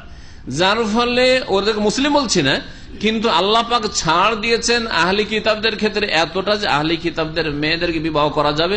নবী করিম সাল্লাল্লাহু আলাইহি ওয়াসাল্লামের উপর যখন আয়াত নাযিল হয় সূরা নিসার আর বৈধতার কথা নাযিল হয়, তখনও তৃতীয়বাদী বিশ্বাসী তাসলিস মুশরিক ছিল খ্রিস্টানরা, তখনও ওজাইর ইবনে ওজার আল্লাহর পুত্র ইহুদিরা বলতো, তারপরে কোরআনে জায়েজ করেছে। সুতরাং এই যুক্তি কিছু মৌলবীরা পেশ করে যে এখনকার ইহুদি খ্রিস্টান তো সব মুশরিক হয়ে গেছে, তখনও মুশরিক ছিল 1400 বছর আগে, যার ফলে এই কারণে নয়। হ্যাঁ, মূর্তি পূজক, অগ্নি পূজক, মজুস, হ্যাঁ, পার্সিয়ান অগ্নি পূজকের মেয়েকে বিয়ে করবেন, হিন্দুর মেয়ে কি করবেন, বুদ্ধিস্টের মেয়েকে বিয়ে করবেন, নাস্তিকের মেয়েকে বিয়ে করবেন, এটা জায়েজ নাই। কিন্তু ইহুদি খ্রিস্টানের মেয়েকে বিবাহ করা জায়েজ, কিন্তু কেমন মেয়ে হইতে হবে? সতী সাধ্বী হইতে হবে। যদি আপনার ব্যক্তিগত জানা থাকে যে আমি যে মেয়েটাকে বিয়ে করছি ইহুদি খ্রিস্টান মেয়ে, সতী সাধ্বী তো বিয়ে করা যায়, কিন্তু বেহায়া বেপরদা আপনিও কলেজে ইউনিভার্সিটিতে লেখাপড়া ইউরোপে করতে গিয়ে বিয়ে করে জায়েজ নাই, কারণ অসতী, অসতী তারা, মোটেই সতী সাধ্বী নাই। নবী করিম সাল্লাল্লাহু আলাইহি ওয়াসাল্লামের কাছে প্রথম তো এসেছিলেন দাসী হয়ে, আর তারপরে আজাদ করে দিয়ে বিয়ে করেছেন, কিন্তু নবী করিম সাল্লাল্লাহু আলাইহি ওয়াসাল্লামের ঘরে আসার পরে বিলম্ব করেছেন না, এই রকমের কোন প্রমাণ নাই। নবী করিম সাল্লাল্লাহু আলাইহি ওয়াসাল্লামের উত্তম চরিত্র দেখে আর নবী সাল্লাল্লাহু আলাইহি ওয়াসাল্লামকে বিবাহ করার সুযোগ পাচ্ছেন, সেও এক শাসকের মেয়ে আর এক শাসকের ঘরে খলিফা এবং রাসূলের ঘরে আসতে পেরেছেন, ধন্য হয়েছেন, সাথে সাথে ইসলাম কবুল করেছে। সাফিয়া রাদিয়াল্লাহু আনহা ইসলাম কবুলে বিলম্ব করেছে, এর কোনো প্রমাণ নেই। এই জন্য গবেষকরা বলছেন যে না, সাথে সাথে তিনি ইসলাম কবুল করেছেন। লা নিকাহ ইল্লা বিওলি, হ্যাঁ, অভিভাবক ছাড়া বিবাহ হয় না। তওবা করুক, গুনাহ হয়েছে, হারাম কাজ হয়েছে। আর যদি বিশেষ কোনো মাযহাবে ওই মেয়ে যদি অনুমতি ওই মাযহাবে থেকে মাযহাবের ভিত্তিতে করে থাকে, তো ওই মাযহাবে জাহিলিয়াতের যুগে বিয়ে হয়েছে, যেমন নবী সাল্লাল্লাহু আলাইহি ওয়াসাল্লামের জাহিলিয়াতের যুগে যারা বিবাহ করেছিল আর মুসলমান হলো, স্বামী স্ত্রী দুজন মুসলমান হলো, তাদের বিবাহের নবায়ন করেছেন কি? জিজ্ঞাসা, নবায়ন করেছেন? আবু বকর মুসলমান, আবু বকরের সাথে তার স্ত্রী মুসলিম হইলেন, বিবাহ নবায়ন করেছেন? যে তোমাদের বিয়ে তো ওই কাফেরদের জাহিলিয়াতের তরিকা হয়েছিল, নবায়ন করেছেন? হিন্দু যদি স্বামী স্ত্রী মুসলমান হয়, হিন্দুদের তরিকা মন্দিরে বিবাহ হয়েছে, খ্রিস্টানদের তরিকায় চার্চে বিবাহ হয়েছে, স্বামী স্ত্রী মুসলমান হলো, তাদেরকে আবার বিবাহ পড়াইতে হবে নাকি? মাসলা জিজ্ঞেস করছি আপনাদেরকে, না বিবাহ পড়াইতে হবে না। তো ওই রকমই যদি ওদের ক্ষেত্রে হয়, তাহলে কেউ যদি কোনো বিশেষ মাযহাবের তরিকা বিবাহ করে থাকে আর মাযহাবে বৈধতা থেকে থাকে, তাহলে সেই বিবাহ স্বীকৃত, কিন্তু সেই বিবাহ আসলে হাদিসের আলোকে জায়েজ নাই। সেই হাদিসের আলোকে সেই বিবাহ, যে ব্যক্তি হাদিসটি মানে, হাদিসটা শুনেছে, তার জন্য জায়েজ নয় যে হাদিস লা নিকাহা ইল্লা বিওয়ালি, হাদিস জানার পরে সে উদ্যোগ নেবে বিবাহ করার জন্য, যে মেয়েটা যখন রাজি আর বাপ রাজি না, একে উঠিয়ে নিয়ে যায়, এটা জায়েজ না, তার জন্য বিবাহ হবে না। রসুলের হাদিস পৌঁছে যাওয়ার পরে অনেক বিপর্যয়। অবশ্যই বিনা ওলিতে বিবাহ করে মেয়ে বেশি ক্ষতিগ্রস্ত, অবুঝতো মেয়ে বেশি ক্ষতিগ্রস্ত। অধিকাংশ প্রেমের ভালোবাসার বিয়েগুলো ঠিক না, তো বিয়ের আগে পেটে বাচ্চা হয়েছে, এটা যার সন্তান, জি, পরে বিবাহ করলে এটা যার সন্তান, এ তার সন্তান নয়। আল্লাহর কাছে তওবা করুক, আউযুবিল্লাহ। আর অন্য অন্য ছেলেদের সাথে এই ছেলে ওয়ারিস হবে না, কারণ হালাল নুতফা দিয়ে, হালাল বীর্য দিয়ে পয়দা হয়নি, হারাম বীর্য দিয়ে পয়দা হয়েছে। তবে তার জন্য ওসিয়ত করতে পারে, যাতে করে এটা সর্বহারা না হয়ে যায়, কিছুই পাবে না। ওই বাচ্চার তো কোনো দোষ নাই, দোষ তোর বাপ মায়ের দোষ, হ্যাঁ, ওই হারাম খোরগুলোর দোষ, হারাম কাজ করছে। তো যার ফলে এর জন্য ওসিয়তের রাস্তা একটা খোলা আছে, আর ওসিয়ত 1/3 অংশের কমে করা যেতে পারে, কিন্তু ভাগ দেওয়া যাবে না। যে অন্যান্য ছেলেকে ভাগ দিয়েছি, এটাও তো আমরাই জন্মেছি, যদিও আমার হারাম ভাবে জন্মেছে, বিয়ের পূর্বে জন্মেছে, সেজন্য ভাগ দেওয়া হারাম। ভাগ দিলে অন্যের হক নষ্ট করা হবে, হারাম কাজ করবে। ফাতেমি মোহর নামে যে এক ধরনের মোহর আছে, সেটা আসলে মোহরে ফাতেমি না, কিন্তু হানাফি ফিকহে বেহেশতি জেওয়ারে এই পরিভাষাটি আছে। বেহেশতি জেওয়ারে মাহরে ফাতেমি বলেছে থানভী সাহেব, আর ওটা খুব হানাফি সমাজে মশহুর ফাতেমি মোহর। কিন্তু নবী সাল্লাল্লাহু আলাইহি ওয়াসাল্লামের যে হাদিসে রয়েছে, আসবে হাদিস বিবাহে, যে নবী সাল্লাল্লাহু আলাইহি ওয়াসাল্লামের বিবিদের মোহর সেটা ছিল। তো মোহরে ফাতেমা, মোহরে উম্মাহাতুল মুমিনিন বলা উচিত। কি এটা? মোহরে উম্মাহাতুল মুমিনিন। অধিকাংশ উম্মাহাতুল মুমিনদের মোহরানা ছিল 12.5 ইসনা আশারা উকিয়া ওয়া নাস, 12.5 উকিয়া। 12.5 উকিয়া মানে হবে 500 দিরহাম। 500 দিরহাম হবে চাঁদি, 500 দিরহাম চাঁদি আনুমানিক 132 ভরি হবে, আনুমানিক 132 ভরি হবে। ওই রূপাতে আমাদের দেশে এটাকে মাহরে ফাতেমা বলে, কিন্তু ফাতেমা রাদিয়াল্লাহু আনহার মোহর বলে নেই। হাদিস আছে, কানা সাদাকু আজওয়াজিন নবী সাল্লাল্লাহু আলাইহি ওয়াসাল্লাম ইসনা আশারা উকিয়াতান ওয়া নাস মানে হচ্ছে হাফ উকিয়া, আধা উকিয়া, আর 12.5 উকিয়া, আর 1 উকিয়া 40 দিরহাম হয়। তো 40 12.5 গুণ দেন। আমি আগে হিসাব বলেছি, 500 দিরহাম বলেছি না, আপনাদের শুধু হিসাব করতে বললাম। জি 12.5কে 40 দিয়ে গুণ দিলে কত হয়? 500 দিরহাম। 500 দিরহাম। মাতুরিদি আকীদায় যারা বিশ্বাসী, তারা বিদাতি আকীদায় বিশ্বাসী, তার সম্পর্ক ওই রকমই হবে যেমন বিদাতিদের সাথে আচরণ করার কথা রয়েছে। দেখবেন যে বিদাতির সাথে আপনার কেমন আচরণ করলো। বিদাতি যদি নেতৃস্থানীয় ব্যক্তি হয়, তাহলে তাদের সাথে বেঁচে থাকবেন। আলেম, তাহলে বর্জন করবেন, তার কাছে বসবেন না। বিদাতি আলেমের সাথে যেন বসাই জায়েজ নাই। অনেকে আজকাল বলে বিদাতির সাথে বসে কেন বসে না, বিদাতি আলেমের সাথে বসাই জায়েজ নাই। আসলে বিদাতি আলেম হচ্ছে আগুনের মতো, আগুনের পাশে বসলে আগুন লাগবে। বিদাতিদের সাথে বসা জায়েজ নাই। আমি বিদাতি হুজুরকে মাসলা জিজ্ঞাসা করে তাকে ই করার জন্য, তার সাথে বহাস করার জন্য গেছে না, বহাস করার জন্য যাবেন না। বিদাতিকে অর্জন করেন। ফালা তাকুদ বাদা যিকরা মাল কওমিজ জালিমিন, উপদেশ আসার পরে জালেমদের সাথে বসিও না, আল্লাহ পাক বলেছেন। এক ভাই বিয়ে করতে চাইছে, কিন্তু বউকে উঠিয়ে নিয়ে আসার মতো, মানে খরচ দেওয়ার মতো এখন পয়সা নাই, সেজন্য কোন এক বোন তাকে সাহায্য করতে চাইছে 1 বছরের খরচ দিয়ে। ভালো কথা, আল্লাহকে ভালো, উত্তম কথা। এরকম দিলে তো ভালোই হয়, এরকম খরচ দিলে তো ভালোই, সবারই ভালো, তাই না?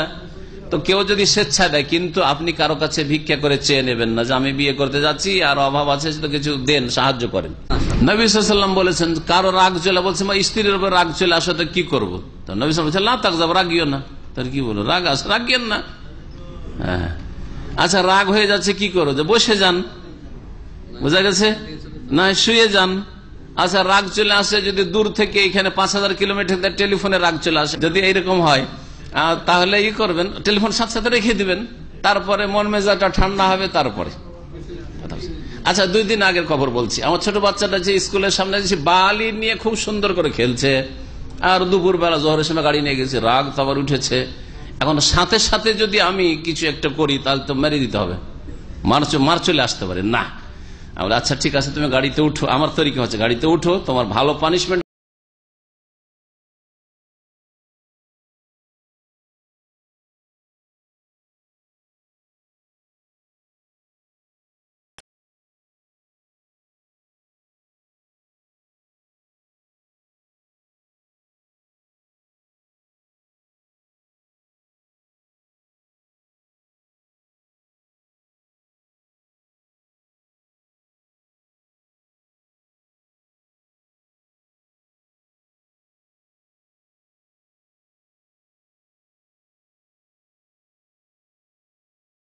আল্লাহ কি বলছেন, নবী হাজির নাজির, নবী আলেমুল গাইব, এরা বড় শিরকি আকীদা রাখে, এদের পিছনে নামাজ জায়েজ নয়।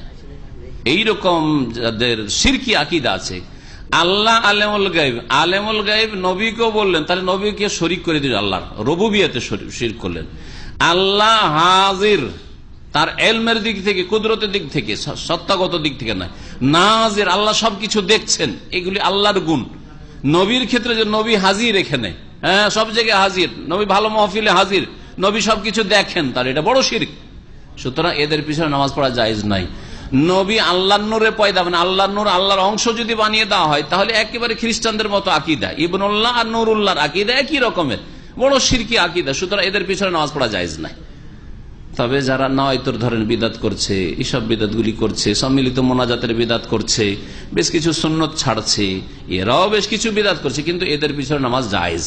এদের বিদাতগুলি গুনহার বিদাত, ফিসকের বিদাত, কিন্তু কুফরের বিদাত নয়। আর যারা শিরক করে তাদের বিদাতগুলি হচ্ছে কুফর শিরকের বিদাত, যার ফলে কুফর শিরকের বিদাত, বিদাতে মুকাফফারা যাদের আছে, তাদের পিছনে নামাজ পড়া জায়েজ নাই। এইরকমই যারা সাহাবাই কেরামদেরকে গাল দেয়, তারা কোরআনকে অস্বীকার করে, তাদের পিছনে নামাজ পড়া জায়েজ নাই, তাদের পিছনে নামাজ পড়া জায়েজ নাই। ভাই জিজ্ঞেস করছেন যে অনেক সময় আমরা বাইরে নামাজ পড়ি বা যে কোনো মসজিদে নামাজ পড়ি, দেখি ইমামে টাকনার নিচে কাপড় বা এরকম বিভিন্ন পাপ আছে, ধূমপান করে, তাদের পিছনে নামাজ জায়েজ আছে। ফাসেকেরা যেমন নাওয়াইতুর বিদাত পড়া, বিদাতি ইমামের পিছনে নামাজ জায়েজ, সম্মিলিত মোনাজাত করা, বিদাতি ইমামের পিছনে নামাজ জায়েজ। ওই রকমই যাদের টাকনার নিচে কাপড় বা ধূমপান করে, হারাম খায় বা কিছু হারাম আছে, ওদের পিছনেও নামাজ জায়েজ রয়েছে। ফাসেকদের পিছনে নামাজ জায়েজ রয়েছে, যতক্ষণ মুসলিম আছে, অসুবিধা নেই। ইনশাআল্লাহ আপনার নামাজ হবে। সুবহানাকাল্লাহুম্মা ওয়া বিহামদিকা আশহাদু আল্লা ইলাহা ইল্লা আনতা আস্তাগফিরুকা ওয়া আতুবু ইলাইক।